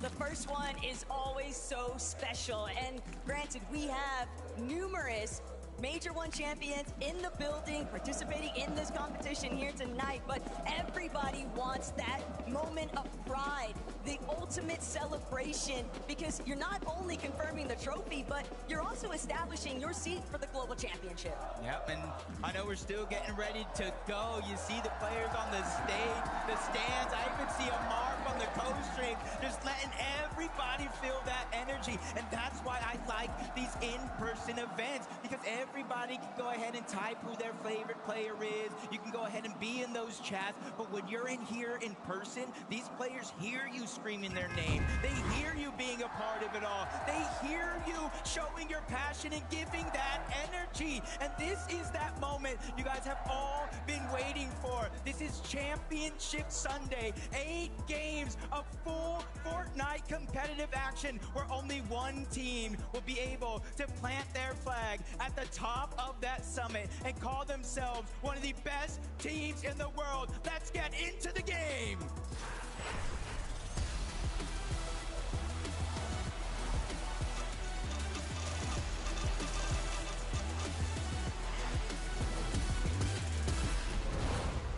You've had your introductions. These players have now had all weekend, and they're finally ready to show us exactly how they plan to get the party started. So many off-spawns being considered around the map, but which ones are actually going to build and which ones are going to depart in an instant, we'll get to find out. We're already seeing Riptides. We knew it was going to be uncontested. Focus and Thomas. That is going to remain true. But one we know, triple contested. We've seen it back-to-back days. Sandy Strip. You see that right there. They marched somewhere else on that drop map. Already surprises coming out with the Yomzo and Josh. Yomzo and Josh, we know just how key these guys are going to be as far as impacting some of the top players in this lobby. Reason and Noah, looks like they're going to swerve. They don't want the smoke off spawn. They want to give themselves a better chance of having a good first game. And this is part of just trying to win the mental battles. You don't want to be immediately eliminated. If you recognize we got beat to the punch, we're better off just trying to establish ourselves elsewhere. But it's going to be tough working with sticks and stones. We'll see how they come back. xKabLuiz, another team in a heavily contested area of the map. This south section over by New Sanctuary has been very busy all weekend. Yep, we're already seeing a couple eliminations right off of the board, and it looks like Flixie was able to get that force bomb. Resigns is the first one that goes down. Flixie already starting off hot here, and he's looking to go back-to-back and wipe him off spawn completely. And a perfect start to the tournament. Quick one to get the momentum going. Not going to be an easy team to go up against, but that is how you play things out of spawn. It's also going to prevent other duos from being able to immediately get that third-party opportunity. But Ritual, Agers, disaster has struck here in Game 1 at Latte Landing. And the issue right now, Ritual has nowhere to go. Reet, Cooper, obviously trying to hunt him down, but you also have to deal with the likes of Rainy and Nalu very close by. And so the opportunities to actually escape this north side position, they're just not there. And this was already a POI where we didn't really need more spanners thrown into the works. It was already a messy situation at times. They seem to come to a cool, but things are heating up. Not just at Latte, here at Battlewood as well. It's up to the young Curve to try and keep his duo alive in this first game. He has to try to clutch up big with no shield already. He lands one shot, but it's not enough. In Game 1, the NA Central champions have just gone down. This is not what they planned for. It's not what they prepared for. We spoke to Benno and he said we just need to, prepare ourselves mentally as best as possible. But no amount of mental preparation can prepare you for a shot like that, Taco. King just came ready here today. Clearly riding off a little bit of momentum even from those matches yesterday. You get that Victory Royale, and what could feel better for the confidence? But Nalu, that's also going to be a big strike here. Ritual's out of this. First and second place in the NA Central Finals this season are down and out in Game 1. And here comes the third party coming in, Reet and Cooper. This is the team we thought would be a part of all these exchanges. A surprise third party from Nalu and Rainy, but they're going to do a lot of the heavy lifting for Reet and Cooper. And I think they know that he's a solo, at least for now, so they're trying to put the pressure down. They're trying to at least get closer and closer to this elimination. It's not just about the points, it's about the Storm Surge as well. Reed's definitely looking to chase this one down, but for Cooper, that's who I really got in the back of my mind. 2023, everyone wants to kind of rule that Grand Championship out from him, but the fact of the matter is, Cooper's here to prove there's a reason why he won back then, and he's still got what it takes. Yeah, and they're going to continue to hunt. We're seeing the effects of Latte Landing. Nalu, even when you think you're worrying about the players in the POI who you're trying to fight, there's always potential for someone sitting up on them cliff tops to take shots inside. Thomas and Focus, they're in a scrap here south of Riptides. Yeah, this one's going to be tough. Even if you start off uncontested, doesn't mean it's going to remain that way. Akira and Karama are trying to come over and crash the party, but Focus and Thomas, they got some early game shots. That's going to help their early game surge, give them a little bit of freedom, but you can see that they instantly disengage off. They don't want to fight this unless they absolutely have to. For Thomas, for Focus, it's about the little victories that they're looking to stretch into a mile. For Thomas and Focus, too, they just know how this one tends to play out. Triple contested is just not worth it. Somebody else is always going to come into the mix. So Sky scrambling around. Battlewood Boulevard has just not gone favorably at all for any of our major champions for EU and NA. And it looks like it was Yomzo and Josh that played spoiler. Scroll and Sky, they have played their game so consistently. There's so much footage you can go and watch to anti-scrap them, and it looks like that's exactly what Yomzo and Josh have done? It seems like they're pulling out an old playbook strategy, kind of a teeny strat, dropping everywhere along the map, but Gino and Pablo seems to have left Sandy, but for right reason. It looks like they've taken down both Kanata and Victor V, being one of the only teams standing at Sandy Strip. You can see they already have that elimination onto Victor V, putting Kanata in such a pickle. They slide in, they take him out and send him right back to the lobby. One of those moments where you really want to make sure you don't overheat if you are in Victor V and Kanata's position, but we'll see just how that changes up in game 2. Pollo and Peterbot rather take their time going fishing over at Squibbly Shores. It's been a bit more calm. We've seen so much action kind of hopping around the map, but Pete and Pollo, all they're really after is trying to see what else they can build. And it's going to be a very pivotal game to see where Peterbot's mentality is at. We saw on day 1, game 1, he jumped into a fight too eagerly, got rattled a bit. It was the same story back last year in Lyon at the Global Championships. Will he learn his lesson on the stage here today? Now lurk from underneath. It doesn't look like it's gonna work. That's Kiduo and Werix. They get pushed out. Mini Pio and Fakun, they're gonna go ahead and take advantage and take control of all the pieces from underneath, forcing them further and further back into those tunnels, cutting off one of the only exits towards the top side of the map. And that's gonna make them make a decision here. Do we want to continue to fight for the spot inside, or do you want to try to travel through one of those tunnels? Camping out the teleporter or the porta potty can lead to some positive eliminations for any other players that might be struggling, looking for an escape from contention elsewhere. But it's still a difficult situation because when you're in the tunnels, other teams are going to know it, and they're going to wait for the moments that you start to leave. Here at Frigid Fortress, you hear the crowd getting wild. Taco said it herself, go big or go home. And honestly, coming into this one, you know, I was like, they could win. I'm not sure if they're my top team to win, but after Vico said it on day 1, I was a little nervous. You saw how he played on day 1? That didn't look like he was nervous. Now they're here on Championship Sunday, uncontested. Let's see what they can do. The key with this duo is we know individually they will have great solo performances.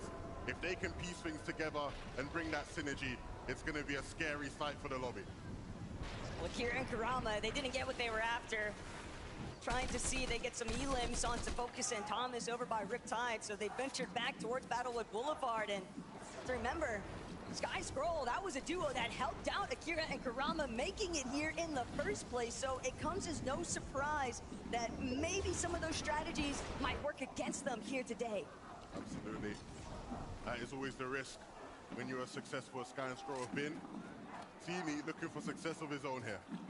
Just kind of looking at the mini-map, wondering, where is Shark even at? It's almost like that Peter Box-esque situation where he's lurking by himself. Maybe he's just trying to get damage here. Not a full elimination, but he's going to get an opportunity here as he turns the corner. One shot onto Demus, and that's what you call a little success. You get the damage and you just keep it moving. Finally, we see where Shark was at, on top of the wonky land wheel. No surprise. You absolutely take that exchange.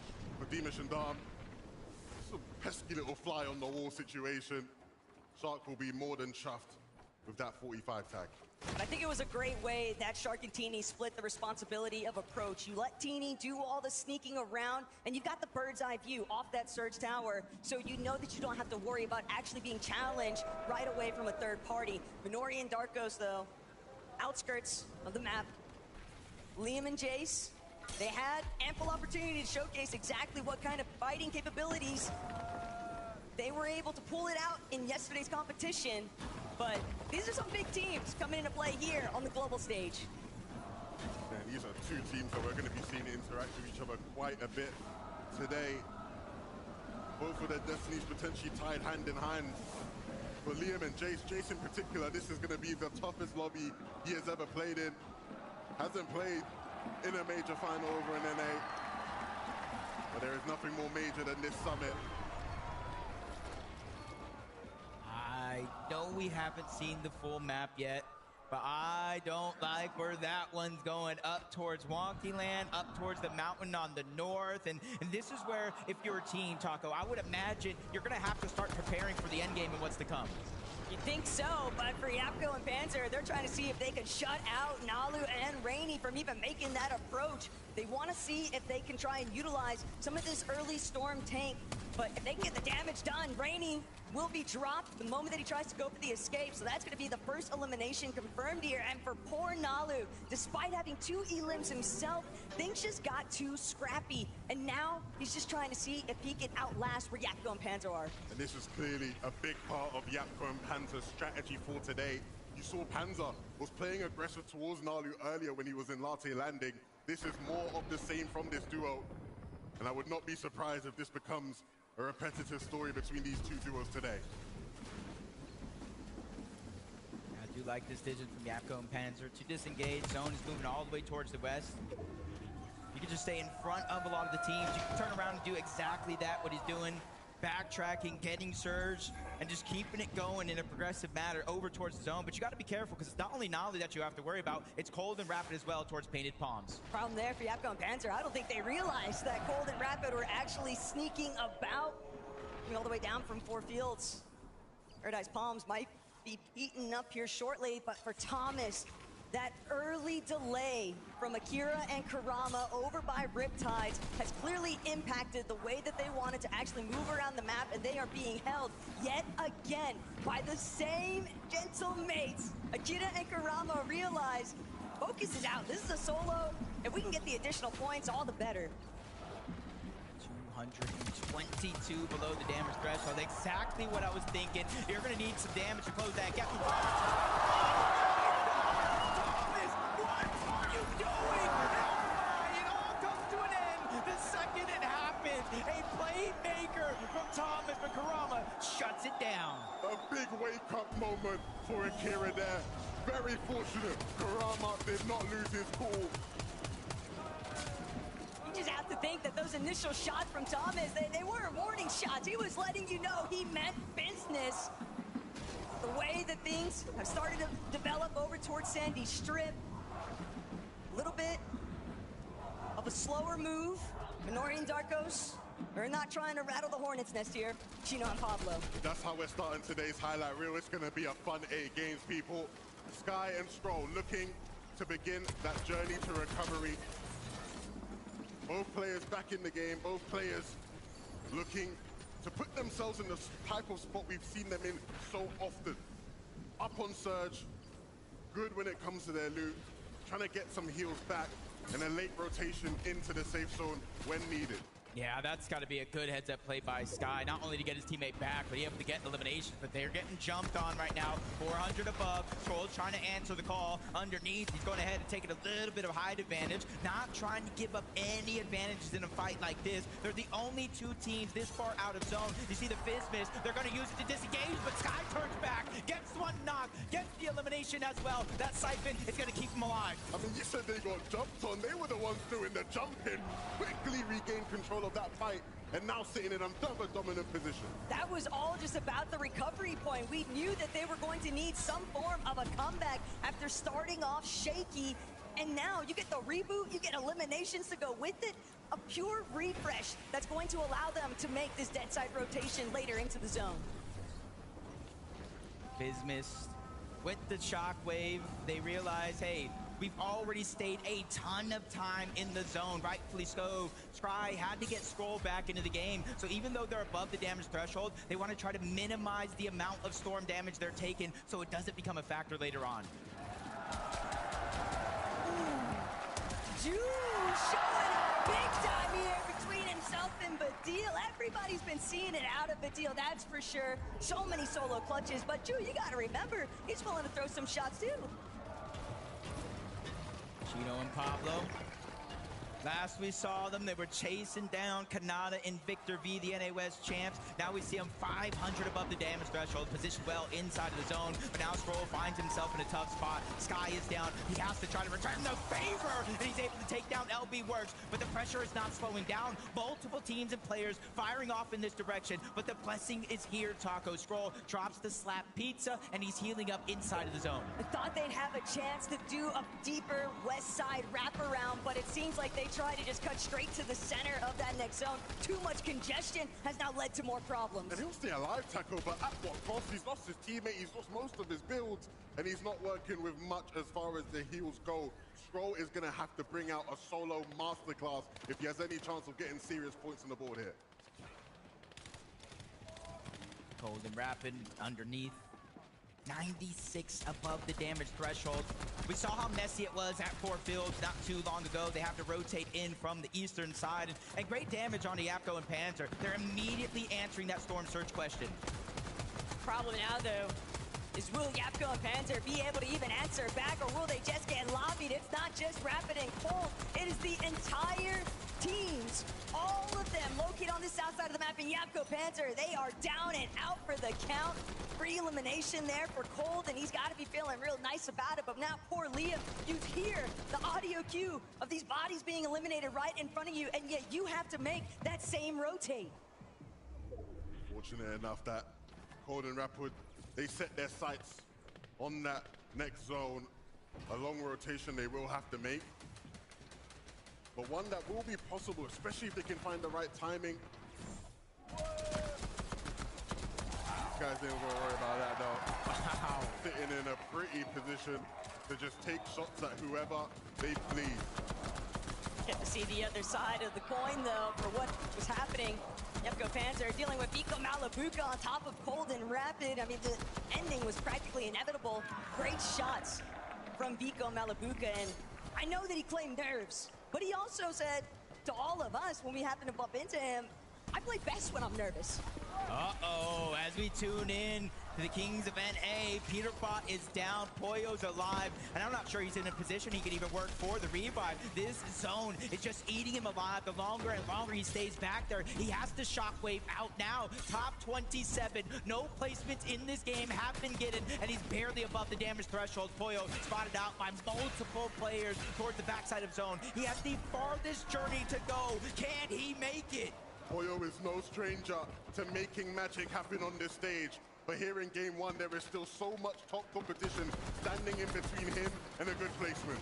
And Skrull is going to be one of those competitors, even representing as a solo. Reet, Cooper, will he be able to make it to their body loot? No, Pick's going to shut that one down. Unfortunately for Skrull, we'll have to close off the wall, and we get to even see where Reason and O'Reilly are trying to find some of their success. Cringe getting dropped, not realizing that that layer was already occupied. The Germans are getting comfortable already in game one, and they're not going to stop. You see them moving towards the front side of things.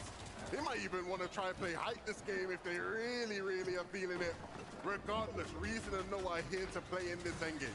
Wow, Skrull in the feed gets another elimination on the O-Zone. This is one great solo run from game one to start to kind of build that confidence. Tiggs at the top of the mountain, Saya, Scary's there as well. Pollo finds himself elevated but taking damage. Everybody's gonna have a rough time traveling through this zone. Drew and Vidil, 84 below. They're feeling the pressure as well. Shockwave's coming out, but Storm Surge is active. They need 127 damage, and they need it now. They can only take about 3 or more ticks, and it's gonna be Ju who makes the play, gets the shot, and gets him above. They can also hope that just one more player goes down, because even at the just above threshold point, they still just don't have enough.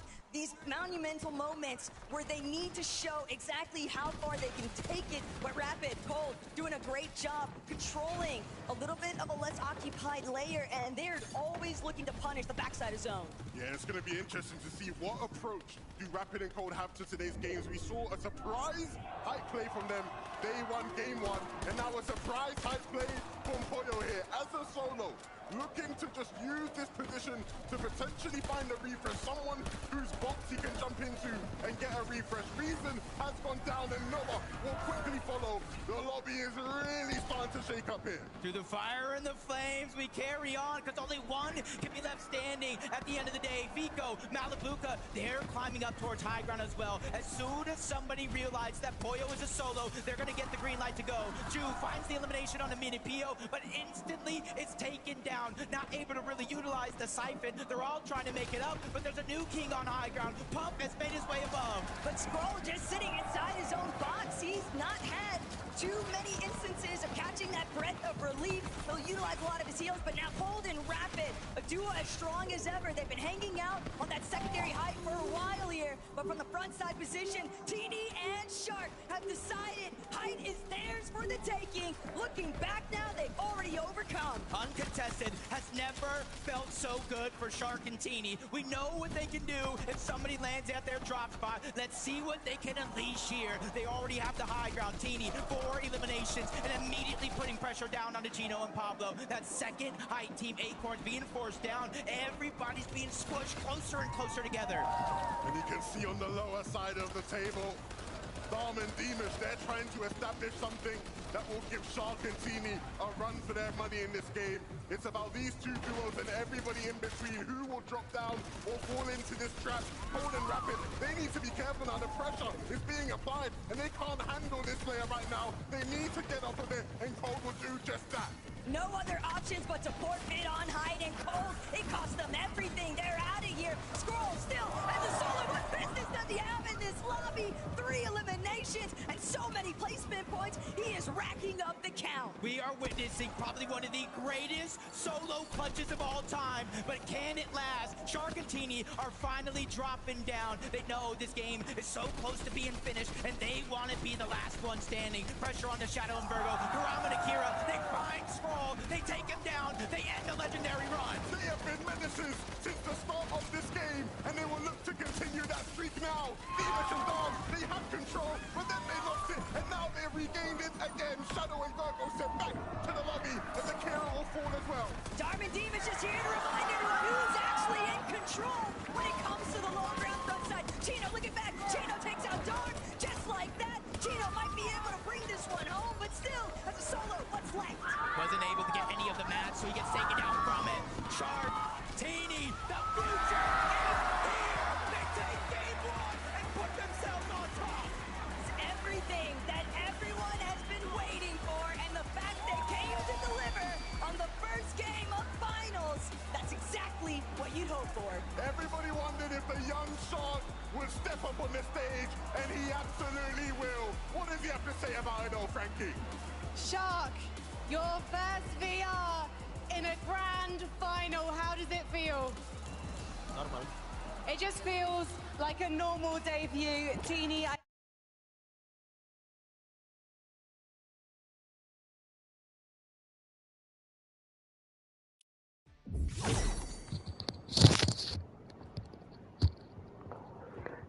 Qué super partida, ¿eh? Van a hacer 8 partidas en la FNCS y valió la pena la espera, bros. Súper buenas. Vimos cómo hacían la movilidad, cómo hacían las transiciones, cómo se iban cuidando, cómo se daban el loot, material, cómo iban rotando. La verdad estuvo súper padre.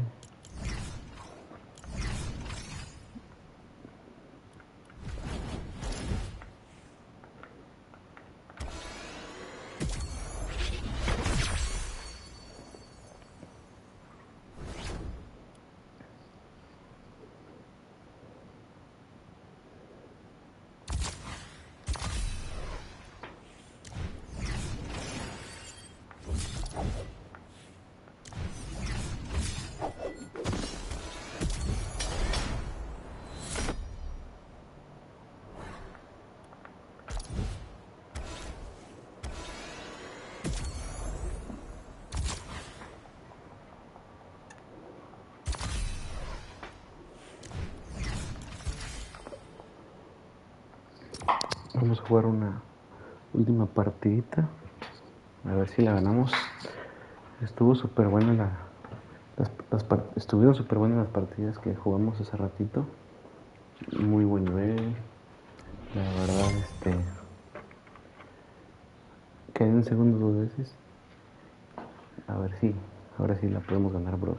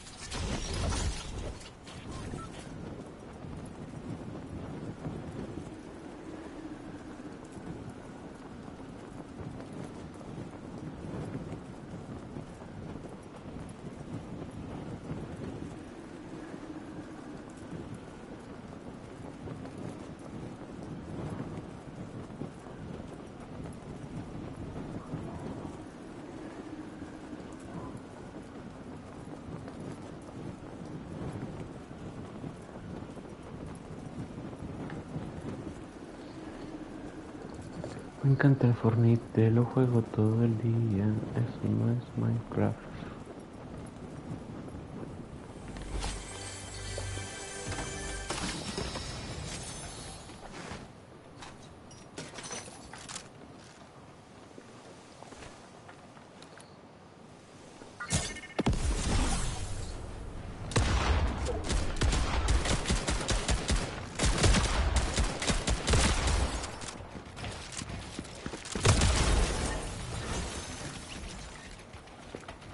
¿Palo y tú?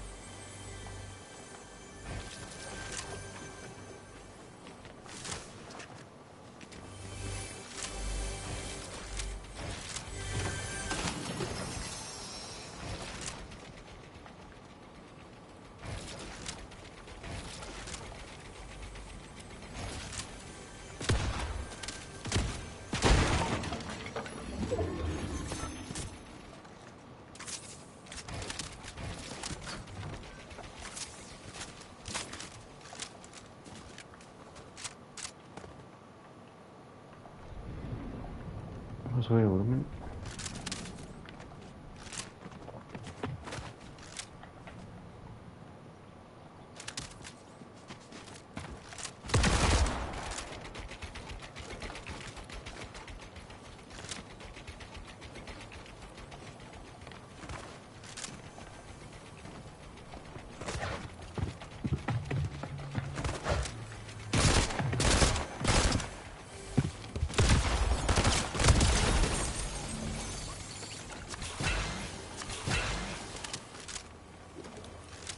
A dormir, bro.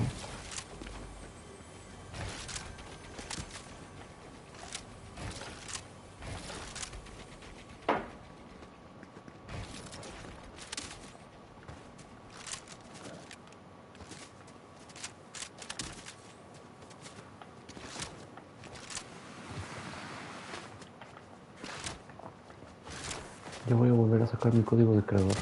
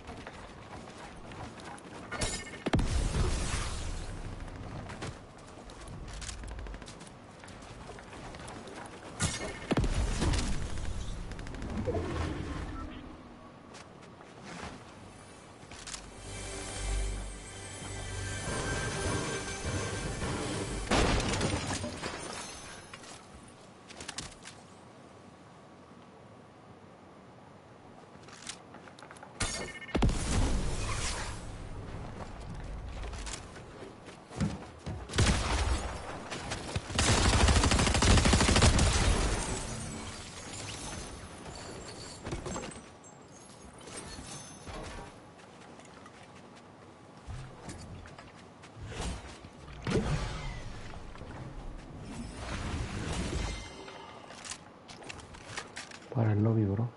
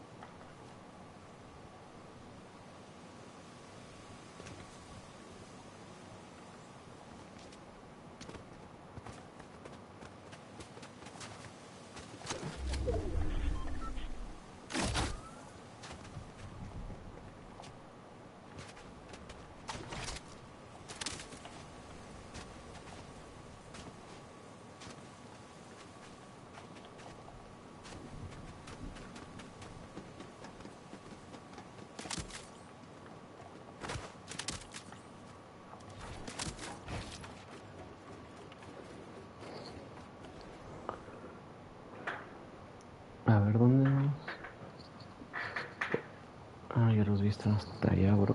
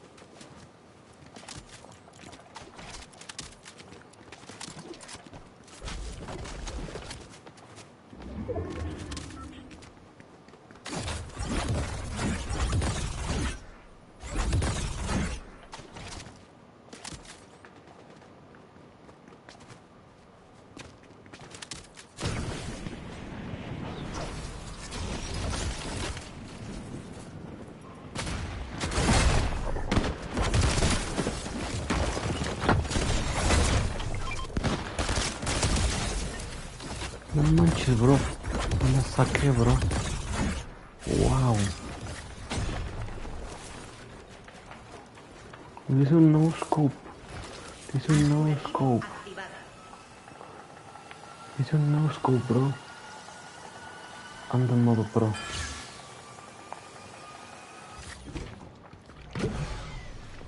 No manches, bro. Qué jugada, bro. Qué jugada. No manches, bro.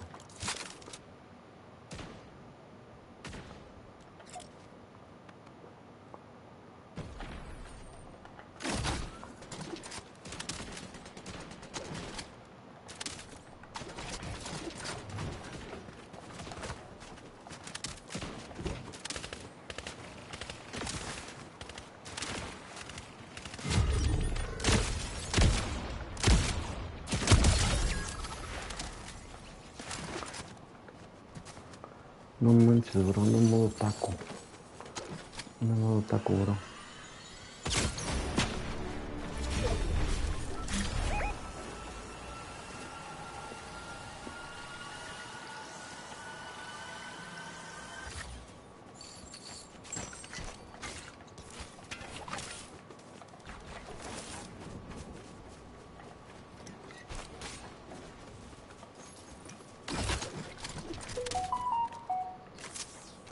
En modo otaku, bro.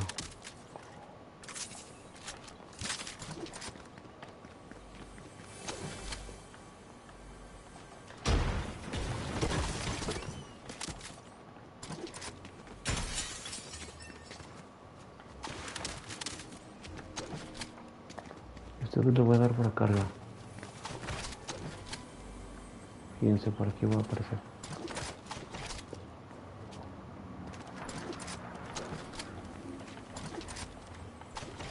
What the fuck? No me deja.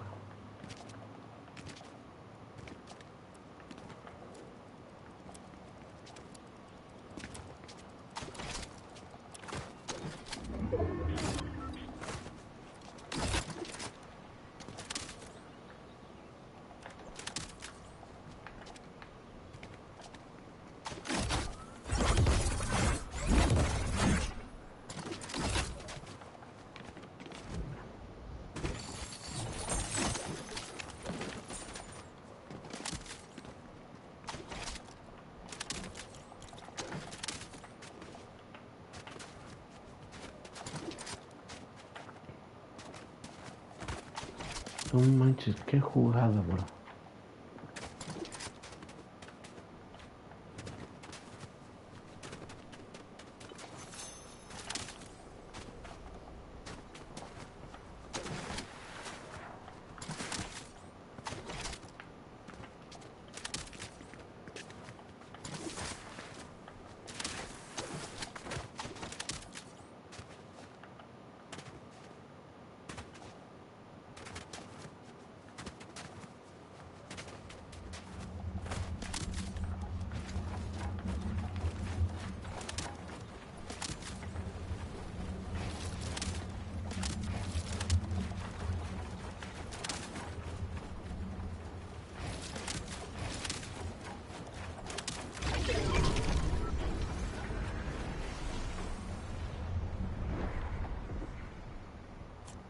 Vamos por acá.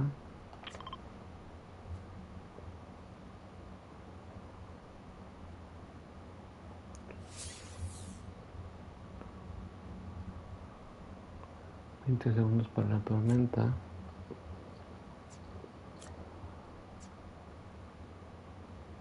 10, 9, 8, 7, 6, 5, 4, 3, 2, 1. Vamos a rotar para acá.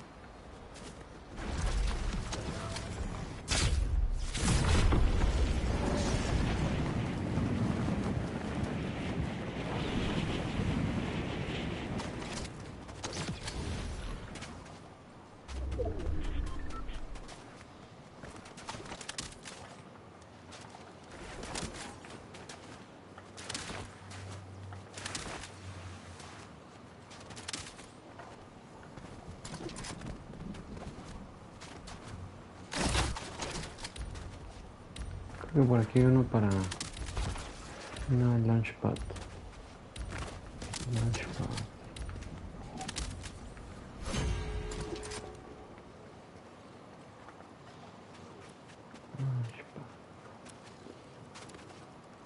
Vamos.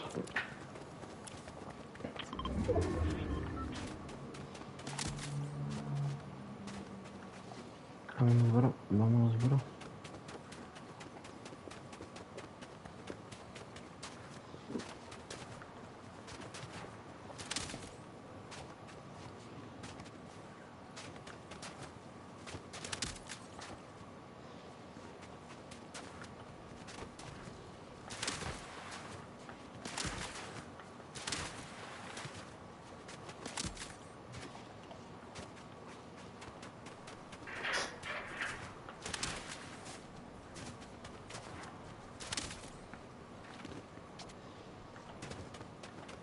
Vamos, bro, vamos, bro.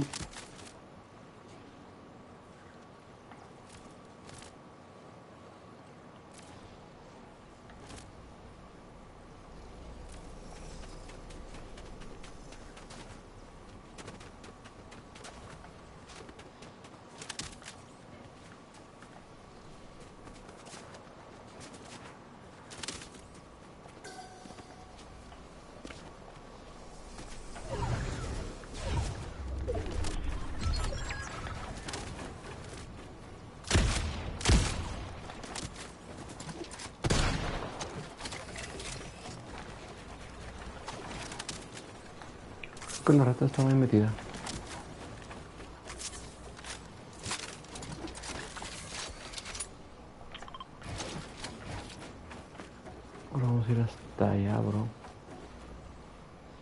Muy lejos.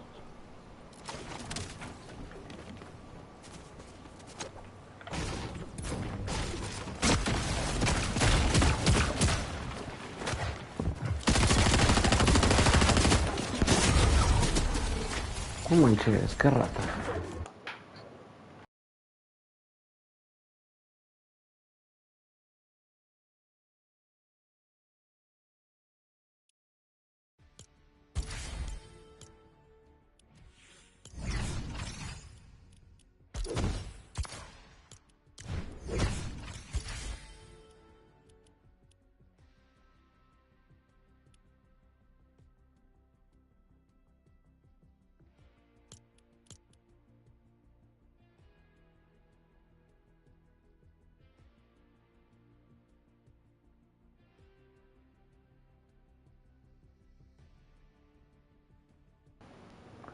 Bueno, bros, hasta aquí acabamos el stream. Muchas gracias por estar presente. Vimos ¿cómo se llama? La primera ronda de el FNCS. Son en total 8 y muchas gracias por estar aquí, bros.